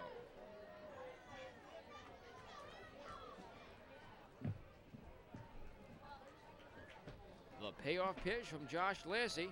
Swing and a drive in the right field. Now fading foul territory. The first baseman makes a sliding catch in front of the SteepleCats dugout. For the other, he ties the side. Blake Church with a great catch running on hard. We couldn't catch it in our camera position. It was too far to the right. He made the catch by the dugout for the inning's third out. Oh, a strikeout, a batter caught stealing, and now a great catch to end the inning. Good defense for the Newport Gulls all around. The Cats do not score after 3.5, 5-3 goals here on the Newport Gulls Television Network.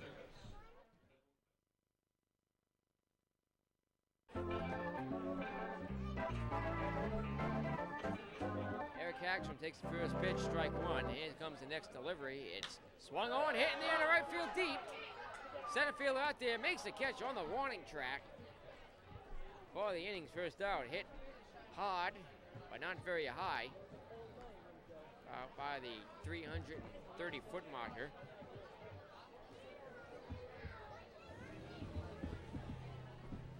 So Hagstrom's retired. Here comes Andy Wendell. Wendell takes the first pitch, low ball one. Andy grinding out 1-3 to end the second inning. It's 0-1 tonight. The lights are on here at Cardines Field. One out, bases are empty. The Gulls lead at 5-3. The pitch, outside, high ball two. So in the fourth, where I destroyed my scorecard, it was Nestor who single and was caught stealing.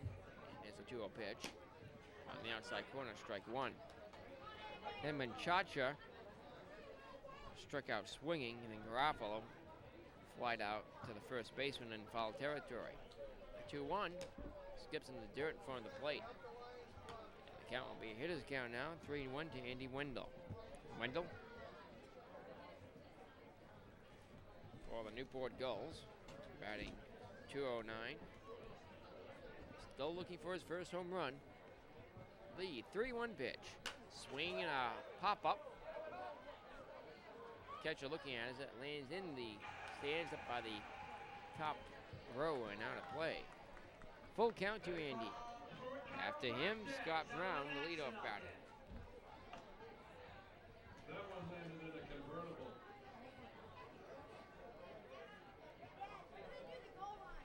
Idle stands in. Looks at the pitcher, Romanowitz. His payoff pitch. Ball four outside. That's his third walk issued tonight by Will. And the Gulls have a runner at first, one out for Scott Brown. Brown doubled to right field in the first inning, flew out to left in the third. Number 4, Scott Brown. Brown batting .275, one home run, and inside the park home run that came here at Cardines Field last Friday night against the Northam SteepleCats. Tonight they wrap up the season series. One out, run at first, the pitch on that side corner, a called strike.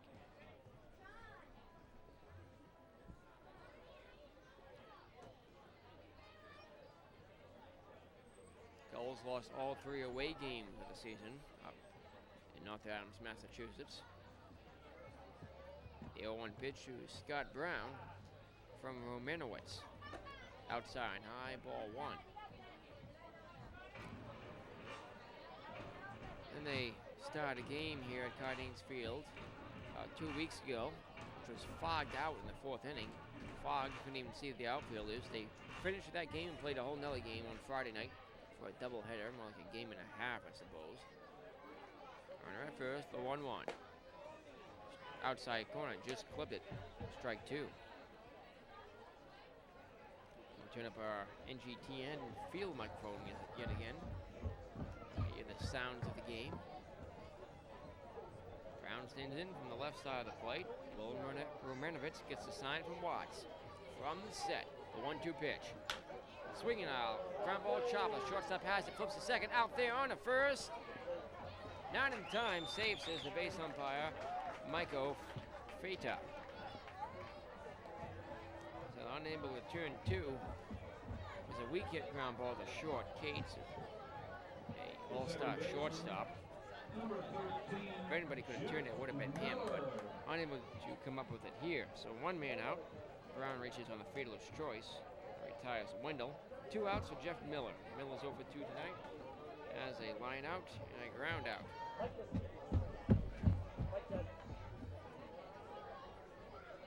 Pitch. Up and inside. Almost hit him. And a deck out of the way.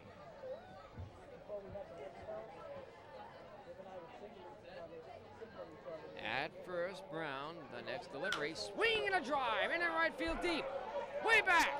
It is off the wall. The right fielder can't get it. Rounding third, being sent home, will be Scott Brown to throw to the plate. Not in time. Newport Gulls lead it 6-3 off a wall ball double by Jeff Miller. Scott Brown scores from first. The throw of the plate was very close. We'll see if we have an instant replay on that one.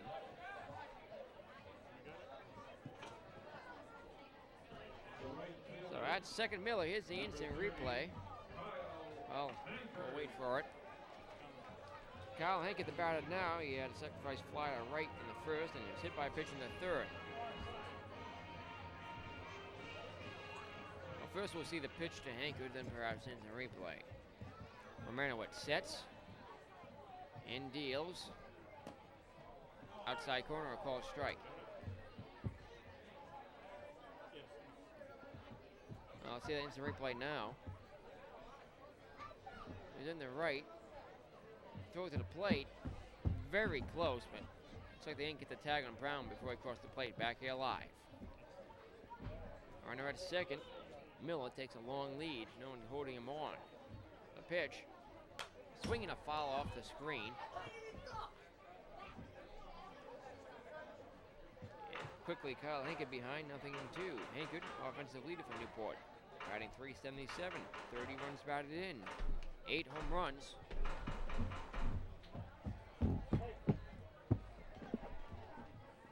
Oh, and 2 the count, 2 outs. Hankard at the plate, Miller at second. 1 run home here in the inning for the Newport Gulls. They lead it by 3. 6-3 the score in the last half of the 4th. Romanovich with the 0-2 pitch to the plate. Swinging a high fly ball to right. Right fielder drifting out there, looking up, and this makes a catch. About 2 feet shy of foul territory. For the other, retires the side. Hankard retired, but the Gulls get 1 off the RBI double by Miller. And lead it 6-3 as we continue on the Newport Gulls Television Network.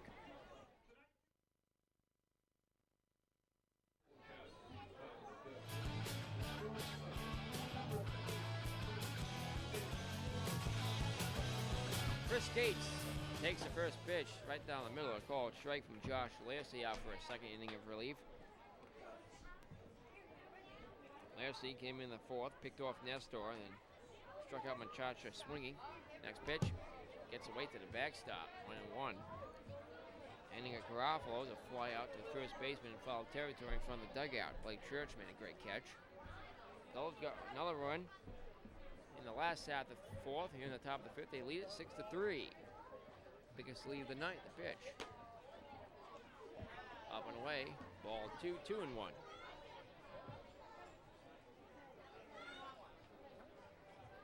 Tigers TV crew, Newport Gulls Television Network. The pitch, swinging and driving to center. Scott Brown under it, makes the catch for the out. 1 down. Cates is retired for the 3rd time tonight. So the 2005 NACBL All-Star Game MVP 0 for 3 here tonight, and is returned to Cardines Field. Second baseman, number 17, Dexter Butler. Dexter Butler to be the batter now. Butler, 2 for 2 tonight, 2 singles, caught stealing the first. Butler, batting .219, stands in. The pitch from the lefty Laircy. Swinging a drive in the right field. The right fielder Hankard going back and can't get it. Ball's into the wall in the corner on a bounce. Butler's rounding first. He'll be sent to second. The throw is cut off by Miller, and he has a 1-out double. Butler now 3 for 3 tonight. So Watts will be the batter now. Watts, if you recall, hit a 2-run homer in the 3rd.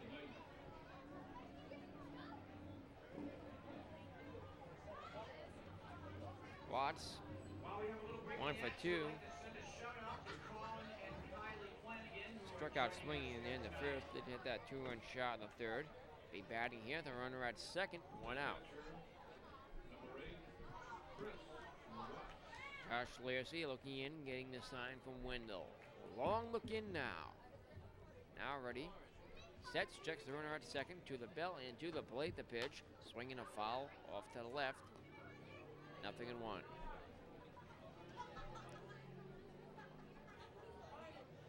The ball landed behind the plate area. Nobody recovered it. There's a ball right there behind home plate. Now the umpire calls time as he's alerted to it. Walks over, picks it up. Walks back behind the plate area. All the while, Laircy on the mound. 0-1 the count. Checks the runner at second. His pitch. Did he go? Yes, he did, said the base umpire. Michael Feta has appealed to him. Good sunset off to the west. Some purple skies overhead. 0-2 the count, just after 8 o'clock here at Cardines Field. 1 out. Time is called. Laircy, since taking over in the 4th inning, has 1 strikeout. His pitch outside, fastball, 1-2. Very good crowd on here tonight at Cardines. And they're still filling in too. 1 out, the 1-2 delivery. Skips in the dirt for Wendell. Nice stop by him. Counts even at 2-2.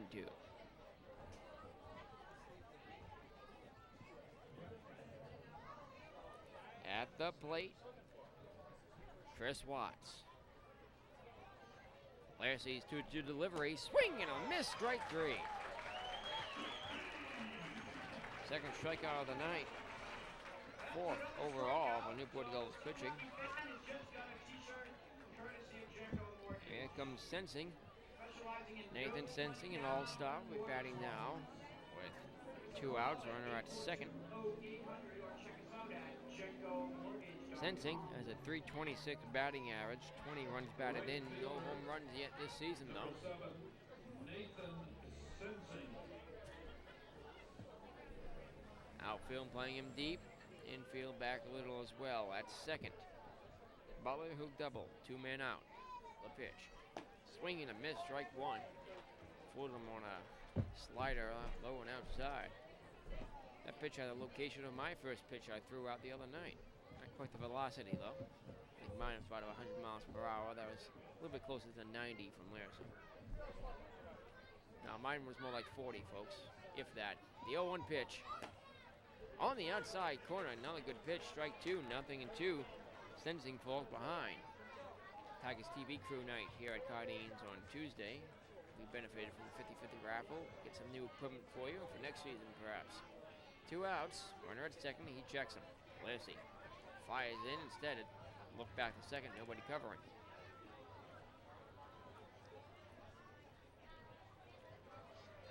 Butler didn't have to go back to the bag. He's already been caught stealing once tonight, though. Back in the first. Now he's ready, the 0-2. Check swing, did he go? Appealed to the base umpire. No, he didn't. Looked like he went around from up here. Michael Feda said no. 1-2 the count.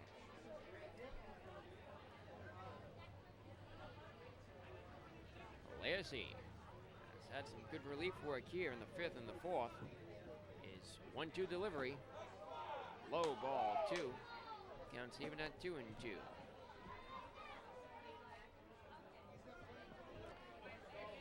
Two outs, a runner at second. Lacy trying to get out of this inning without any damage done. The Cats haven't scored since the third. When Watts hit the 2-run homer, the pitch, swing and a miss, strike 3. Back-to-back strikeouts for Josh Lacy, both swinging. Side retired. Butler stranded at second. They waste the double and after 4.5. 6-3 Newport Gulls as we continue on the Newport Gulls Television Network.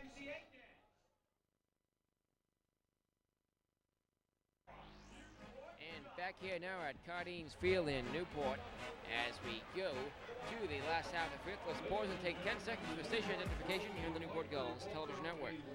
You are watching your flagship home of the Newport Gulls baseball, Cox Cable, NCTV 18, Portsmouth.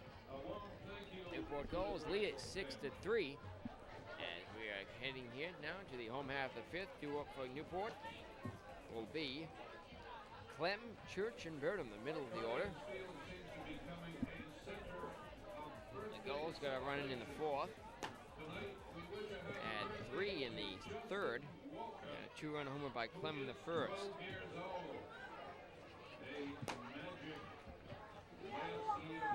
Tomorrow may be the last regular season home game of the year as the Newport Gulls take on the Keene Swampats. We're not sure if they'll have to play the makeup game on Monday yet versus the Holyoke Giants. That game will only be played if needed. If not, the Gulls will have a day off, as will we, before starting the playoffs on Tuesday. Who knows who will be playing? They'll be playing the number 4 seed. That could be the SteepleCats. It could be Torrington. It could be just about any team in the Southern Division right now. Might not even be the Gulls if they lose tonight or tomorrow. Could be the Jamboree Westerners as well. They're 3.5 games back. And their last report, they're losing in their game right now versus Keene. Zach Clem, leadoff batter here in the inning. Clem had hit that 2-run shot, his third of the season, back in the first, walking the third. The pitch right down the middle, a called strike. Out there for another inning of work, Will Romanowitz. Is 0-1 pitch to Zach Clem. Missing inside, ball 1. Counts even now 1-1.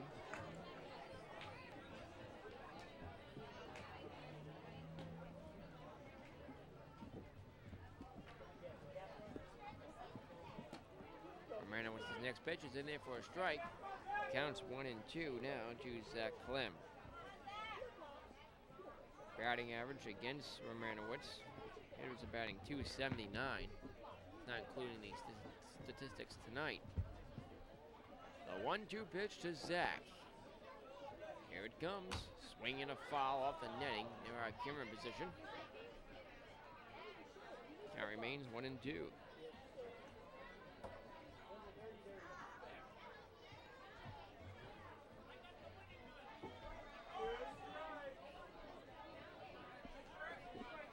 Two strikes on the batter, Clem. 1 ball, the pitch. Swing and a miss, strike 3. Chased a slider outside. Clem is retired for the first time tonight. A rare strikeout for him. Here comes Blake Church. Church, strikeout swinging. To end the first inning, an RBI double in the third that scored a run. He later scored on the two RBI triple by Burnham. The pitch to Church is in there for a strike on the outside corner.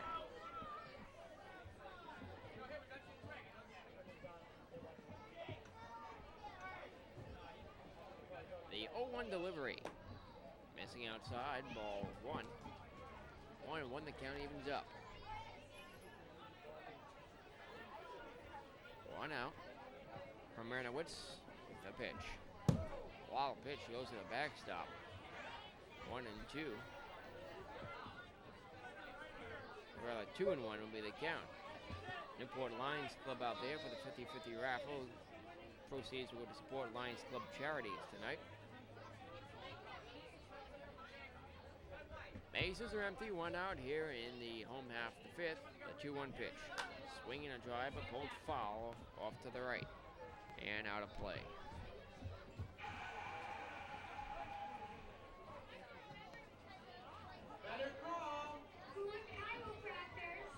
Romanowitz seems to have slowed down here in the 5th. I'm not sure how much longer we'll see him in this game. Perhaps he'll be back out for the 6th. A 2-2. Swinging a miss, strike 3. Oh, back-to-back strikeouts for Will. Maybe working slower, but he's still getting the ball in a good location across the plate. He has given up 6 runs tonight. Only a 2-run shot by Clem. Number 3, Nick Burnham. Nick Burnham, the batter now. Burnham flew out to center in the 2nd. And his first triple of the season in the 3rd. In the center field, scored 2 runs. 1-0, Burnham ahead of Romanowitz. The next pitch. Strike call on the inside corner, counts even now, 1-1.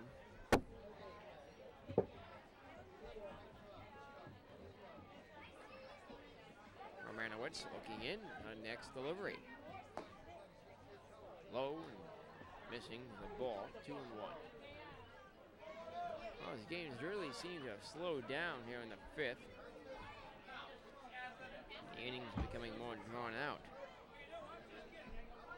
Romanowitz was working quickly for most of the game. It's 2-1 delivery. Swinging another drive, pulled foul off to the right. Over by my car, but out of play. On a similar note, I have already had my mozzarella sticks this evening. Had them in the pregame show. They were quite good, as is all the food from that concession stand down there in right field here at Cardines. Had a chicken sandwich too, bacon and cheese and other unhealthy things, I'm sure, on it, but it was good. Expensive, but good. 2 outs, 2-2 the count. The bases are empty to Burnham. Stands in the pitch. Swinging a pop fly up, back, over us, out of play.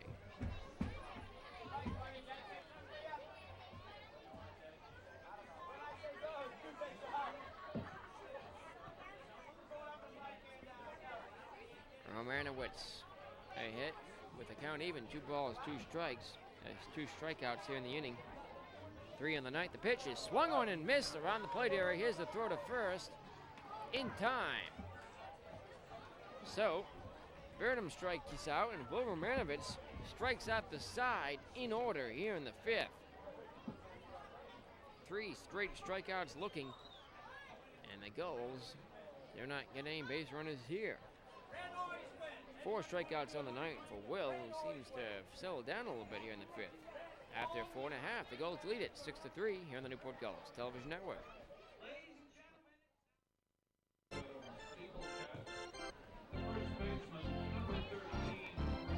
Back here now at Cardines Field in Newport, Rhode Island. Ryan Kraft, the batter now. He's 2 for 2 tonight. Takes the first pitch. Missing outside, ball 1 from Josh Lacey, out for another inning of relief. Kraft, Sotomayor, and Nestor do appear in the middle of the lineup for the SteepleCats here in the top of the 6th. 2-0 now the count to Kraft. Single in the 2nd, double in the 3rd. Later stranded on base. The pitch. Swing and a miss, strike 1. 2-1 the count.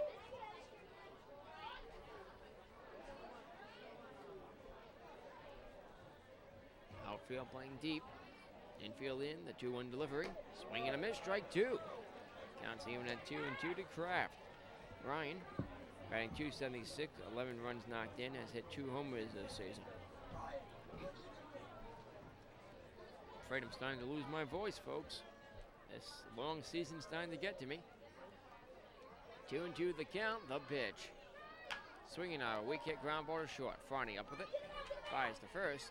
In time, and Kraft retired 6-3. Well, one out. Here comes Settlemeyer. Scott Settlemeyer, left fielder for the Cats, batting .262. He's knocked in 11 runs, has hit 1 home run. He lined into a double play, unassisted double play by first baseman for the Newport Gulls, Blake Church, in the second. So he tied to end the third inning. When Nestor was up at bat in the fourth, I called him Settlemeyer for a while, then I realized I had an error on my scorecard. I already apologized, folks. You won't get another apology out of me again, though. Just the one. Okay, I will apologize again. Sorry about that, folks. I'm a nice guy. 1 out. Bases are empty for Settlemeyer. He's 0 for 2 tonight. Stands in. Waiting for the umpires here.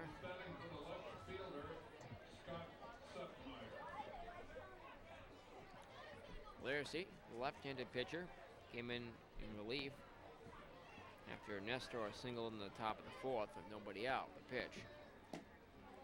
Low with the ball. 1-0 the count to Scott. After him, Nestor, and then possibly Menchaca. The 1-0 pitch. Missing low and outside, ball 2-2-0.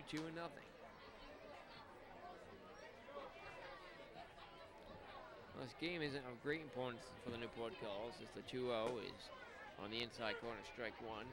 The Gulls leading the NECBL Southern Division by 2 games over the Silkworms. The Gulls would have to lose their remaining games, and the Worms will have to win their remaining games.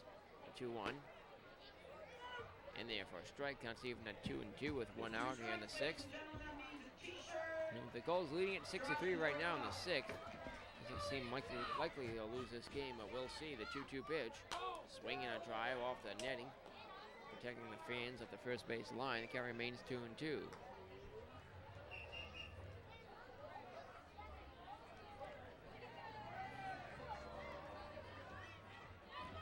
Lassie's delivery. Swing and a miss. Strike 3. Foul tip around the plate area. Wendell gets the tag on him. That is the 4th strikeout for Josh and the 6th overall for Newport Gulls pitching tonight. Oh, 2 up, 2 down here in the top of the 6th inning. SteepleCats running out of time to get back in this ball game. They trailed by 3 runs. They led for a short while. 3-2 pitch. On the inside corner, called strike to Nestor, who's 2 for 2 tonight. Was caught stealing in the 4th.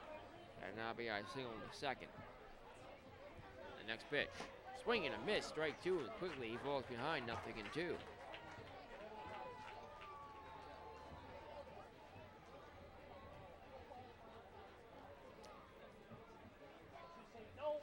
Lassey winds, kicks, steals the 0-2 pitch. Missing inside at the belt. Ball 1-2.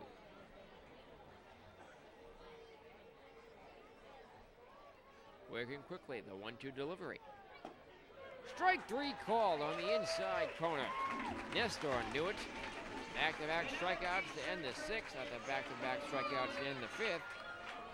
Already, Larsey has 5 on the night, 7 overall for Newport Gulls pitching. 1-2-3 goes to side here in the 6th. We go to the last half of the inning. Newport Gulls on top, 6-3 as we continue on the Newport Gulls Television Network.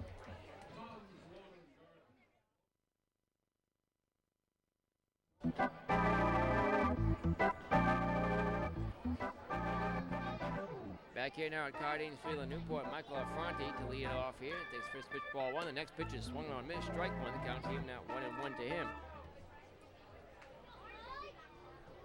Out there for a 6th inning of work for Manowitz. Michael Affronti 0 for 2 tonight. A 1-1 pitch, swinging a pop fly, up, back, out of play. 1-2.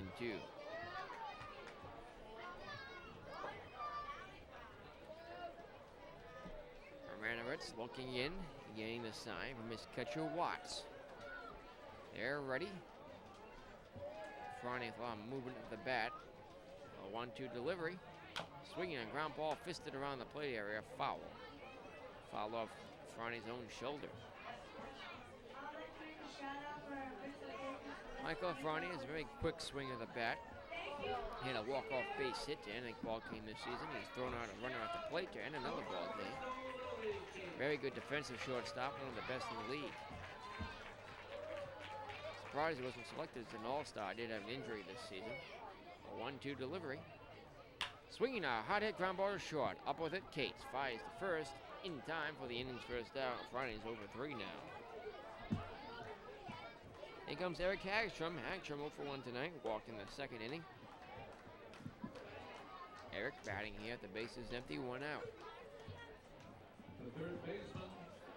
This is Tigers TV crew power inning. Here in the 6th inning. Hagstrom at the plate.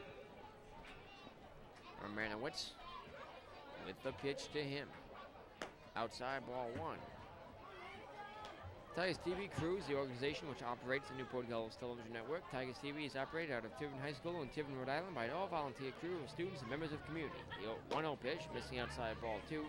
Should the Gulls hit a home run here in the 6th inning, the Gulls batter hitting that blast would win a free tape of today's broadcast. 2-0 to count. 1 out the pitch. Missing outside ball 3, 3-0.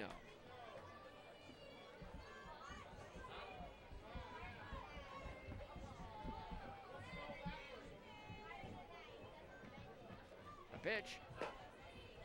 Strike call in the outside corner. A gift strike call from plate umpire Joseph DiPietro.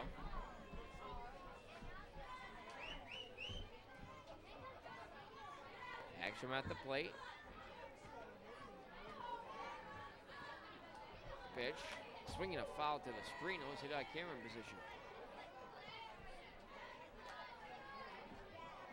2-2 is the count, not 3-2. Unless the scoreboard hasn't caught up yet. Caught up yet, I should say. I recall that being 3 balls. That's odd. 2-2 the count. The pitch. Swing and a miss, strike 3. Well, the count doesn't matter as Hagstrom fans. 4th strikeout in the last 2 innings, 5th overall tonight for Romanowitz. He's retired. The last 6 batters in a row. Here comes Andy Wendell. Wendell, 0 for 1 tonight. Walked in the 4th inning. The race one of the fielder's choice when Brown reached. Takes the first pitch, strike, 0-1. 2 outs here in the last of the 6th. 6-3 to score. The 0-1 is in there for a called strike. And Wendell behind, 0-2. Is action up, double-barreled action up in the bullpen. Both teams have someone up. The 0-2 pitch to the plate to Wendell from Romanowitz. In the dirt, off the shoulder of the catcher, Watts. 1-2.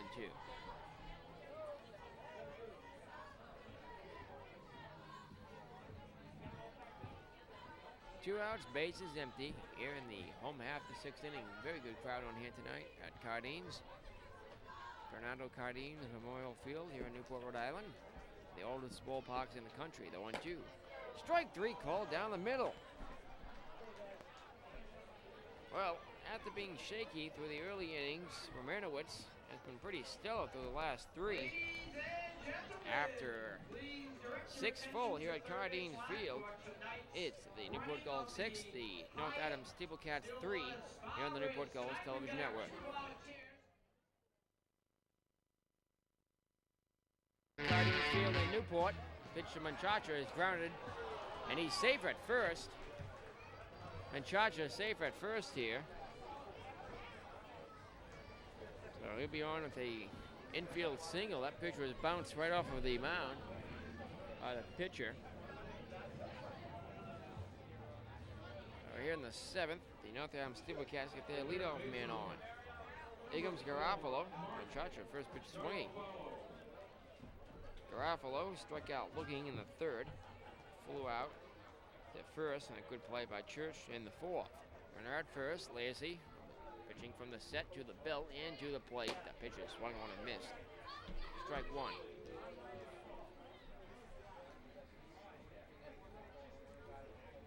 Runner at first, Menchaca. At the plate, Garofalo. After him, Cates, the leadoff man. Lacy with the 0-1. Swing and a line drive, but he pulled it foul off the warehouse and right.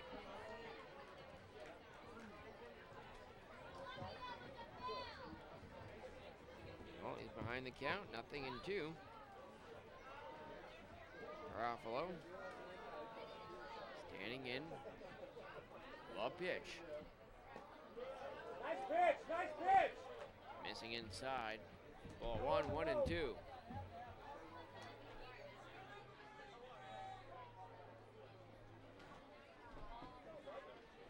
Lacy from the set. A 1-2 delivery. Swing and a miss, strike three. So Garofalo goes down by way of the K for the second time this evening. Already we have seen 6 strikeouts on the part of Lacy through 3 1/3 innings of work. Prior to that, Marie had 3 strikeouts, 9 on the night.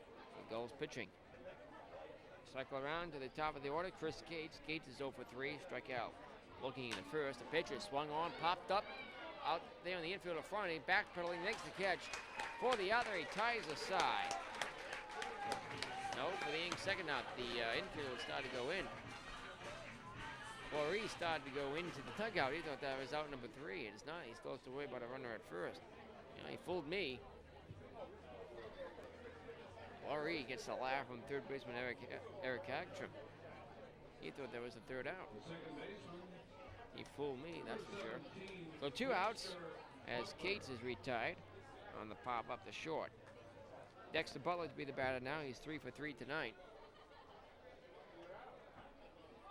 Runner at first, 2 outs, the pitch. Inside corner, a called strike. It is squaring for a bunt, pulled the bat away.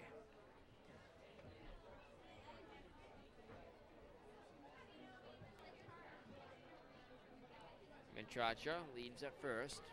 Lacy checking on him. His pitch instead of throw to first. Not in time. Diving back in, Menchaca.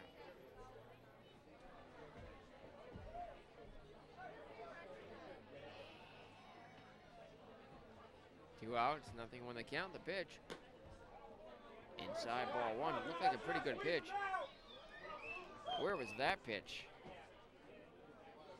Goes to GM Chuck Paver. Shouts out at home plate umpire Joseph Diapacho. 1-1 the count. His delivery. That's a strike called the inside corner. 1-2. Butler didn't like it. Takes a few steps away from the plate. We haven't really seen a consistent strike zone tonight from Diapacho. Runner at first. Menchaca at the plate, Butler. 2 outs, 1-2 the count. Lacy's pitch.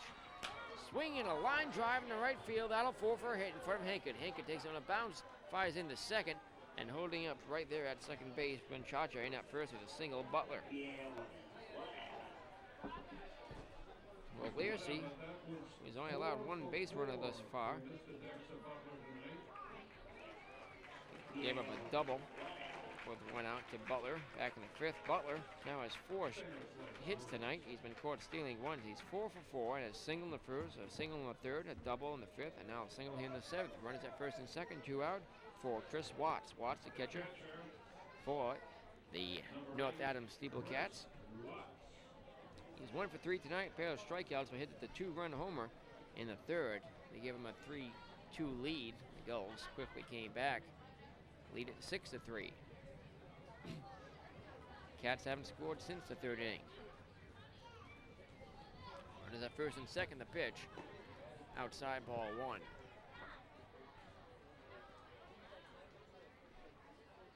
It's an opposite field home run for Watts. Liracy with the 1-0 pitch. Swinging a high ground ball. Miller up with it. Fires to first for the other. He ties the side. The SteepleCats strand 2 after 6.5. 6-3 Gulls here on the NGTN Newport Gulls Television Network.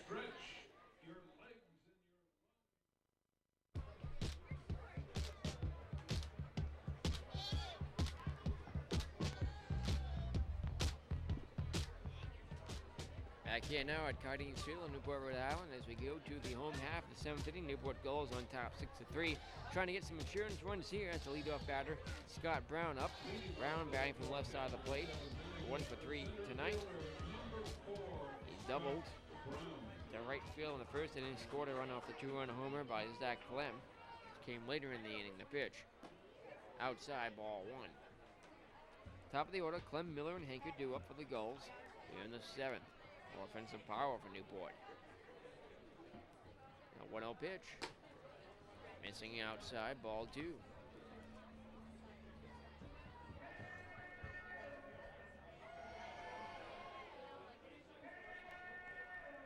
Out there for nothing and work incredibly is Romanowitz. That pitch is fouled off the screen near our Karen position.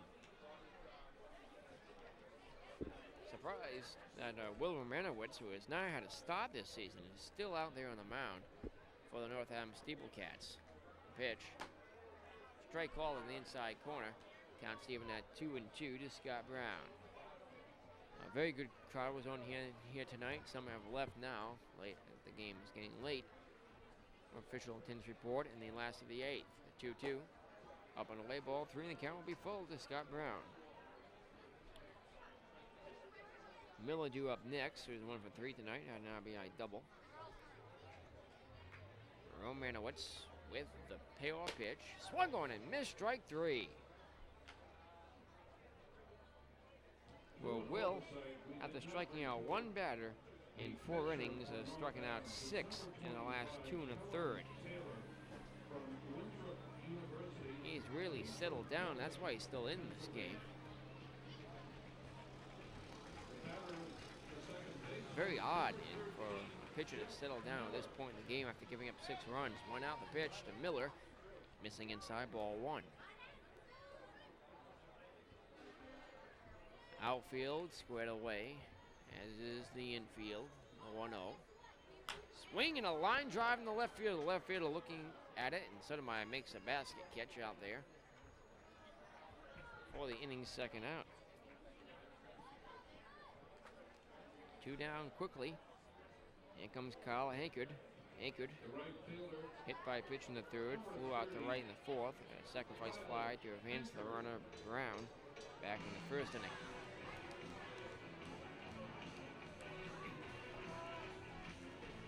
Kyle, offensive leader for the Gulls, came into the game batting .377.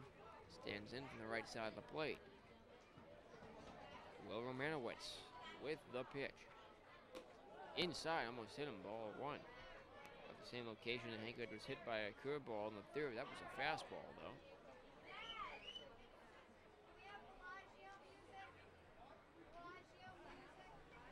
One and 0, the next pitch. Strike call in the inside corner. And once again, we'll turn up our sound of the game NGTN field microphone.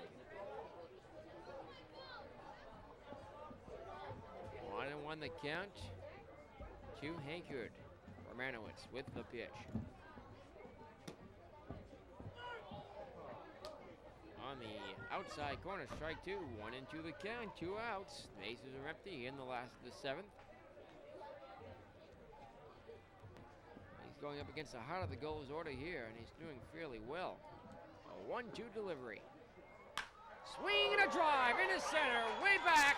This ball is off the top of the wall on a bounce. Hankard rounding first, on the way to second. The throw not in time, an off target, and he has a 2-out double.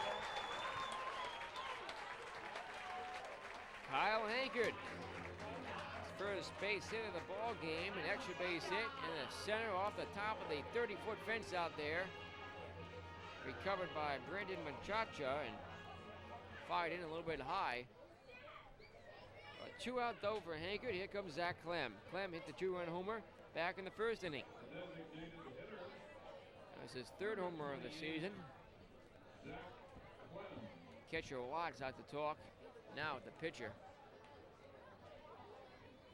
And they never announced the pitching change, folks. I apologize. There appears to be a new pitcher out there. They never announced it though, and the Cats' uniform number is a little bit difficult to read, the yellow and the black. Right-handed pitcher, looks like number 25 perhaps. That was not Romanowitz. Here's the pitch to Clem. Outside, ball 1.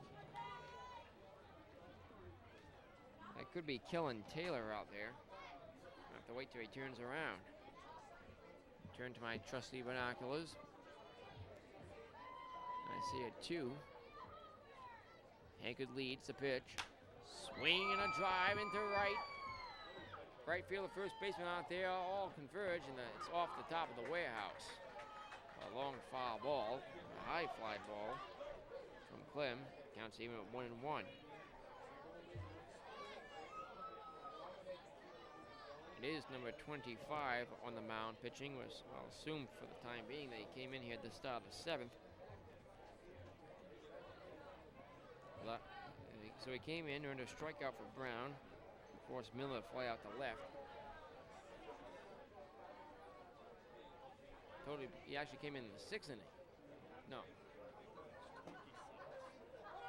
Oh, okay. Number 26, I'm being told now. Not 25. It'll be Rich Siros. 1-2 the count. The pitch. Swinging a weak hit ground ball to short. Broken back ground ball. Fires to first. High, but in time for the other. He ties the side. Newport Gulls strand 1. We'll try to figure out who the pitcher is when we come back next. We go to the 8th. Newport on top, 6-3 here on the NGTN Newport Gulls Television Network.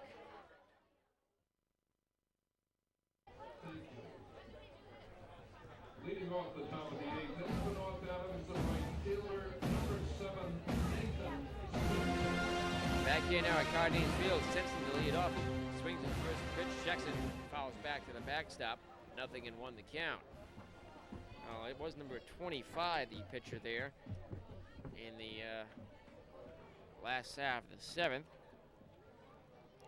Kellen Taylor, the pitch, ground ball chopper right to the mound. He has it, and will fire to first in time. Just got it. It's right off the pitcher. Josh Laircy out for another inning of relief. And I confirm that it is in fact Laircy out there on the mound. No more fiasco not knowing who the pitcher is. Those North Adams SteepleCats uniform numbers are very difficult to read. Number 13, Ryan Kraft. Here comes Ryan Kraft. Kraft on the night. 2 for 3, a single and a double. Laircy with the pitch. On the outside corner, strike 1, 0-1 the count. Have an official attendance report now. 2,684. He said it was a big crowd. The 0-1, swinging a ground ball chopper on the plate area, rolling foul off the third base line. 2,684, 2,684. 2684 the attendance here tonight. There's a shot of some of them up the left field line. 2,600. That's one of the largest crowds we've seen here for a regular game this season here on a Saturday night.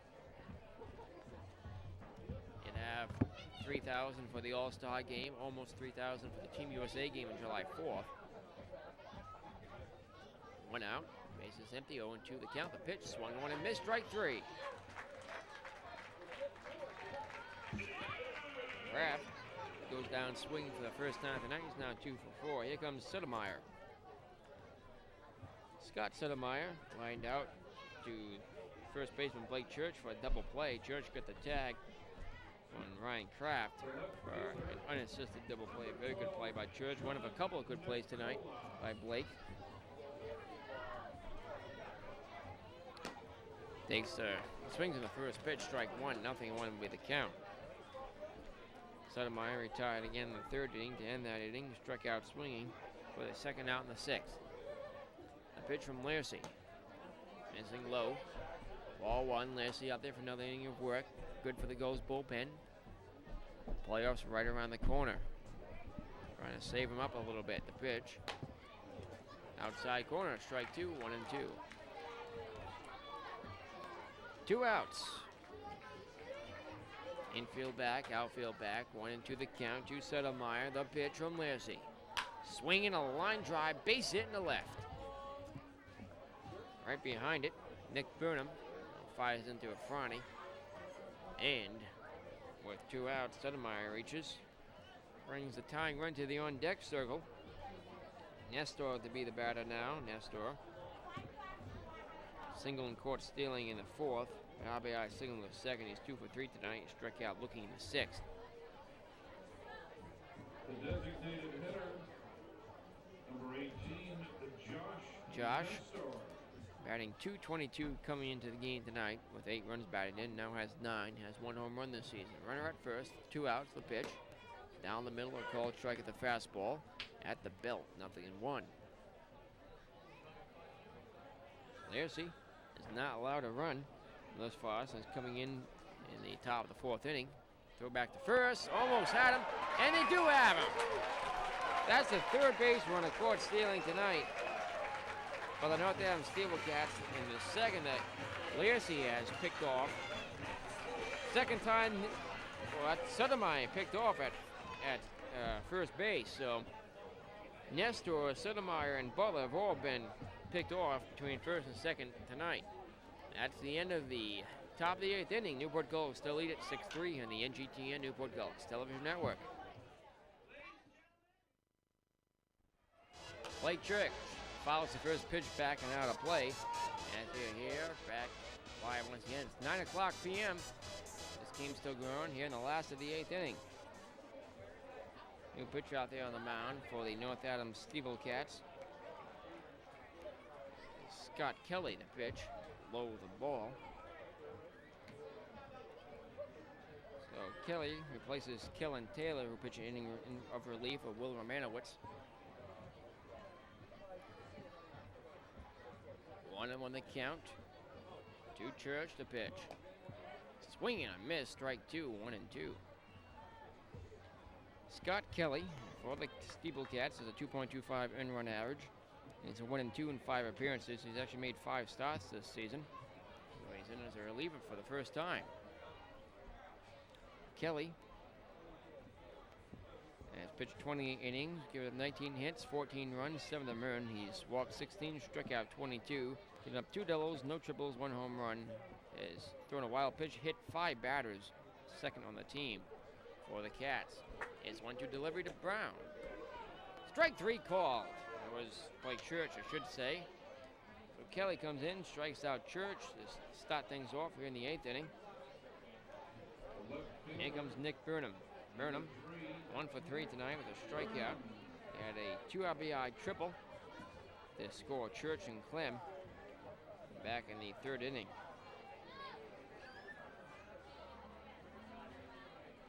First triple of the season. The pitch, swinging a ground ball chopper. The pitcher has it, bobbles it, boosts it, can't get it. And he reaches. That'll be an error on the pitcher. So an E1. Burnham reaches for the second time tonight. So after striking out Church, Kelly unable to come up with that ball. Michael Affronti now. Affronti 0 for 3 tonight. I can't quite roll the R myself as our public address announcer, Don O'Hanley, does. Only. O'Hanley loves to roll those R's. Michael Affronti, not quite. I'll work on that, folks. At first base, Burnham. Gulls lead at 6-3. The 0-1 pitch. Swing and a miss. Strike 2. 0-2. High heater there from Scott Kelly. 1 man out. Affronti behind.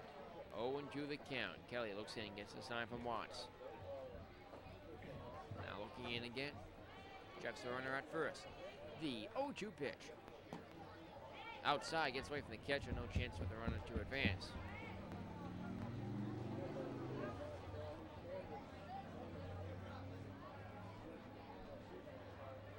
A brief comments on the mound. We'll pause 10 seconds for station identification here on the Newport Gulls Television Network. You're watching your flagship home of Newport Gulls baseball, Cox Cable NCTV 18, Portsmouth, Rhode Island.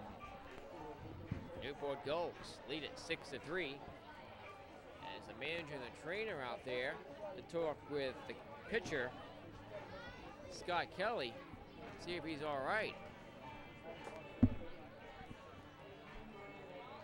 Perhaps on that last delivery to Fronti, they both head back and wave him off. Trainer has to look back, but still talking with his catcher, Watts. Well, they all head back. Kelly remains out there.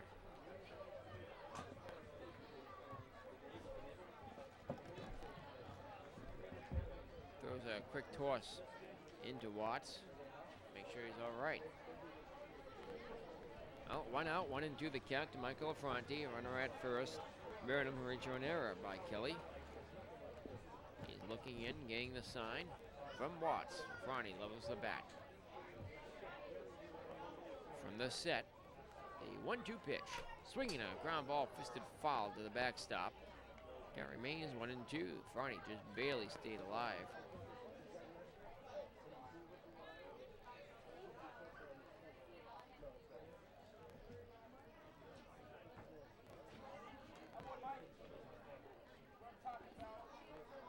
Kelly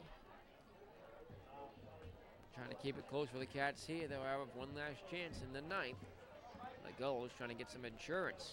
Runner at first, one man down. The 1-2 pitch to Michael Affronti from the new pitcher Scott Kelly. Swinging a drive, both foul off to the right.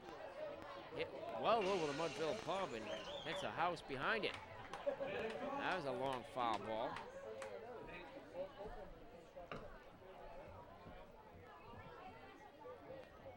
Do it again, 1-2 the count to Michael. Third pitcher of the night for the Cats, Scott Kelly. Sets and deals. Swinging a foul tip in and out of the minute. Oh, he held on to it. Catcher Watts held on to it, so it's strike 3. Fronti retired. That's the inning's second out. Here comes Eric Hagstrom. Hagstrom 0 for 2 tonight. Walked in the second. Struck out in the sixth. Pitch, outside ball 1. Well, the Newport Gulls take on the Keene Swamp Bats for the first time here at home this season. Swamp Bats, the best record in the entire league, first place in the NCBL Northern Division. Runner at first, the 1-0 pitch, outside corner, called strike. Well, that was a give strike goal from Joseph DiPietro. 1-1 to Eric. Looking in for the sign is Kelly. He's ready now, the pitch.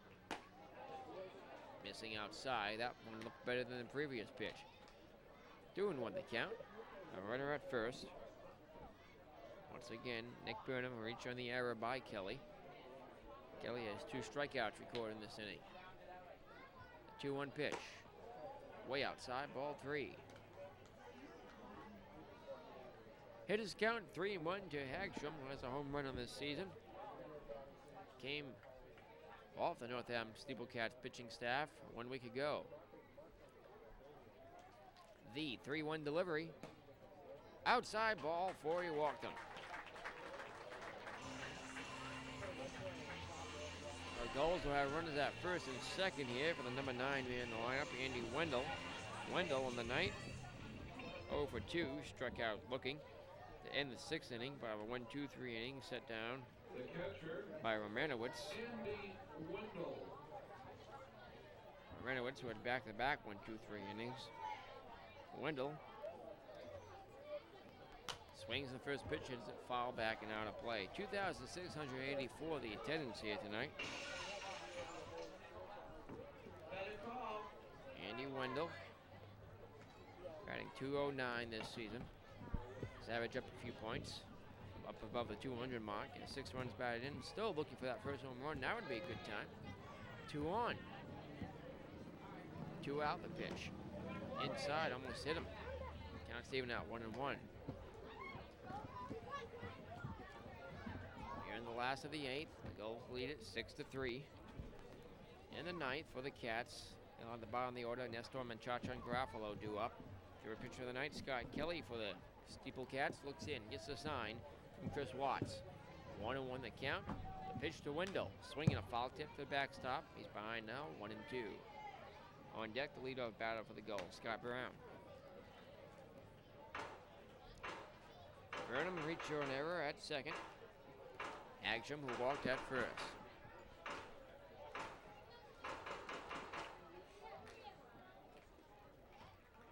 From the set, Kelly, the pitch. Swing and a miss, strike 3. 3 strikeouts in the inning after the error and the walk. The Gulls 3-2. After 8, they still lead it 6-3, but go to the 9th. Last chance for the North Adams SteepleCats next as we continue on the Newport Gulls Television Network.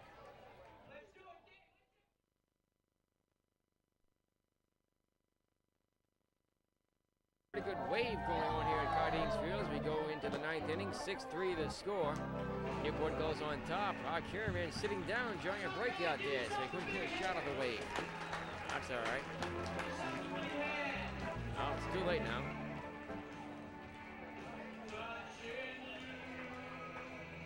Well, Newport Gulls trying to retire the side here in the 9th inning. Out there for another inning of work, Josh Lacey, so they're definitely trying to save the bullpen.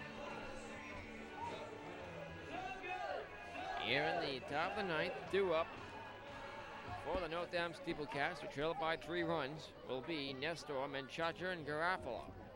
The pitch. Strike call in the inside corner, 0-1.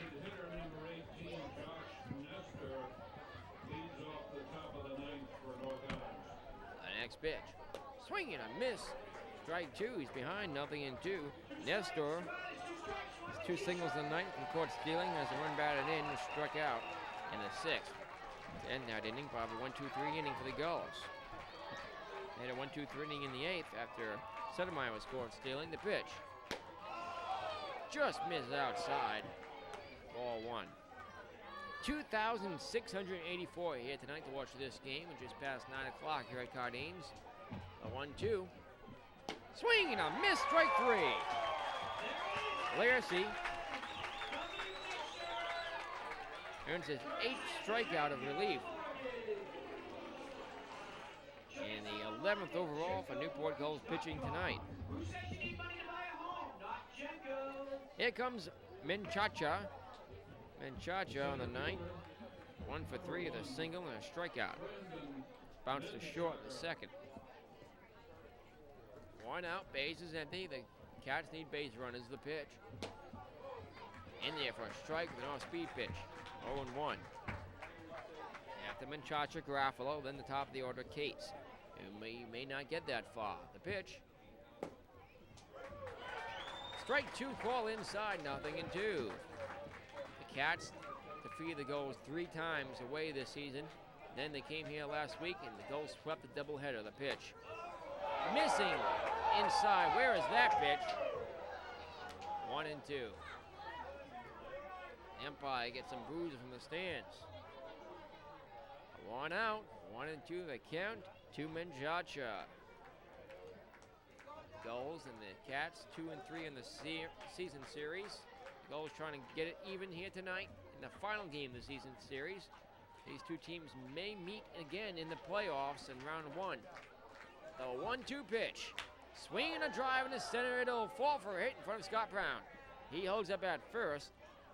Menchaca reaches. And with 1 out, that'll bring the tying run to the on-deck circle. Garofalo will be the batter.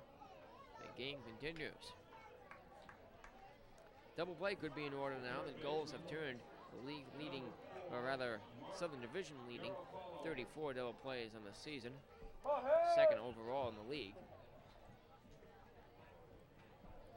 turn up our crowd mics.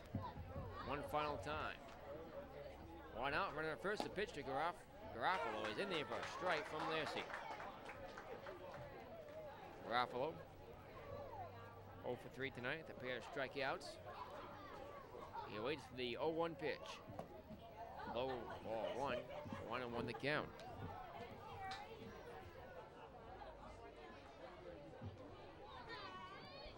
The next pitch from Josh Lacy. Swung on, grounded up the third base line, but foul. Fielded by the SteepleCats third base coach and head coach Scott Figueluac.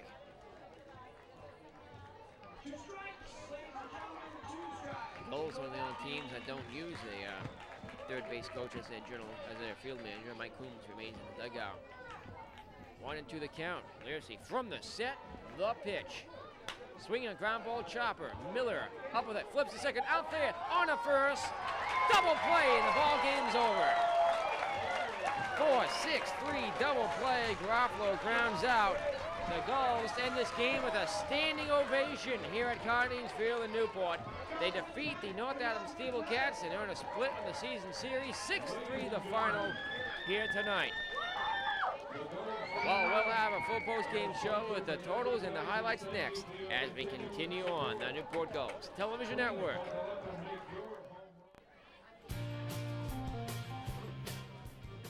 And back here now at Cardines Field with the totals and the highlights to see that the game-ending instant replay at the end of the game. Lacy's on the mound. Came to the set, fired in. There's a ground ball chopper. Miller had it flipped to Afrani at second, on the first for the double play to end the game to a standing ovation back here once again live. Outstanding game here tonight played by the Newport Gulls. They take the game 6-3 over the North Adams SteepleCats and split the season series 3-3. Gulls taking all 3 victories here at Cardines Field. Will Romanowitz gets the loss tonight. And for the Newport Gulls, Josh Lacy was the pitcher of record. Mike Fleury did not go far enough into the game to be counted as pitcher of record, so Lacy gets the win this evening. Totals for the game for the Newport Gulls: 6 runs on 6 hits, 6 left on base, no errors. Gulls pitching had 11 strikeouts, as well as a 2-run homer by Zach Clem back in the first inning for the visiting North Adams SteepleCats. 3 runs on 14 hits, 6 left on base. They did ground into a pair of double plays. 1 error on the night for North Adams. Their pitching staff struck out 10. They had a 2-run shot by Chris Watts. However, it wasn't enough as they fall to the Newport Gulls here at Cardines Field. 6-3 the final score. We'll have a post-game show down the field and wrap things up next as we continue on the Newport Gulls Television Network. And back here once again at Cardines Field in Newport, happy to be joined by our Newport Gulls player of the game, relief pitcher Josh Lacy. Josh, thanks for joining us here on the NGTM post-game show. It's nice to be here. Quite a game out there tonight. You picked off a couple of runners. You had 8 strikeouts and 5 innings of relief. You really earned that win today. Nah, I didn't earn it. We put the ball in play today. Got it 6 runs on the board, and I was just trying to do my job. Anytime we put 6 runs on the board, you got to keep them under your 6 and hope to come out with a win. And luckily enough, I had good defense behind me, and we were able to do that tonight. 5 innings of scoreless relief, 2 doubles plays turned by that defense. How ready do you think this team is going to the playoffs? Oh, these last couple of days, we've picked it up a notch. We've been hitting the ball real well. Pitching's been there for the most part all year, and I mean it's all coming together. We got good chemistry amongst the players on the team, and right now we're looking good going into the playoffs, I think. In relief, you get the win tonight, 3-2. Your record improves on the season. Going to the playoffs, what's your personal interpretation of how well you may fare in that bigger setting here in the NCBL? I don't want to take it any different. I want to take it just like a regular game. You know, you go 100% the whole time. You know, so I'm not going to treat it any different. I mean, of course, the game's going to be bigger, but it's all a matter of getting out there and doing your job. Josh Lacy, our Newport Gulls player of the game. Thank you for joining us here on the postgame show. Thank you. Good luck the rest of the season. We'll have a closing word next here on the Newport Gulls Television Network.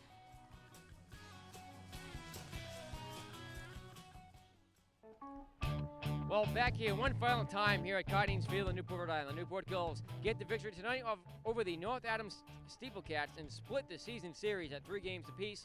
Newport Gulls play the Keene Swamp Bats tomorrow in The final scheduled home game of the 2005 regular season. The playoffs start on Tuesday, August 2nd. They may be playing a makeup game on August 1st versus the Holyoke Giants. We'll have word for you tomorrow whether or not that's a necessity or not. However, we are planning on tomorrow being our final home production of the regular season. Newport Gulls win it tonight. Here at Cardines Field, 6-3 the final score. Josh Lasley gets the win. Newport Gulls play tomorrow versus the Keene Swampats. Let's pause for a moment and thank those who have made our broadcast possible. The executive producer of Newport Gulls Baseball is Steve Andrade. Our director, Tom Lemer. Our cameraman, Brian Phoenix. Our audio technician and associate producer, Ray Ballard Sr. I'm Nick Lemer, bringing you this game from Cardines Field in Newport, Rhode Island. The Gulls win tonight, 6-3 the final. Next broadcast will be tomorrow. The Newport Gulls face the Northern Division leaders, the Keene Swampats, in the regular season finale. Hope you'll tune in then. Until then, so long, everybody.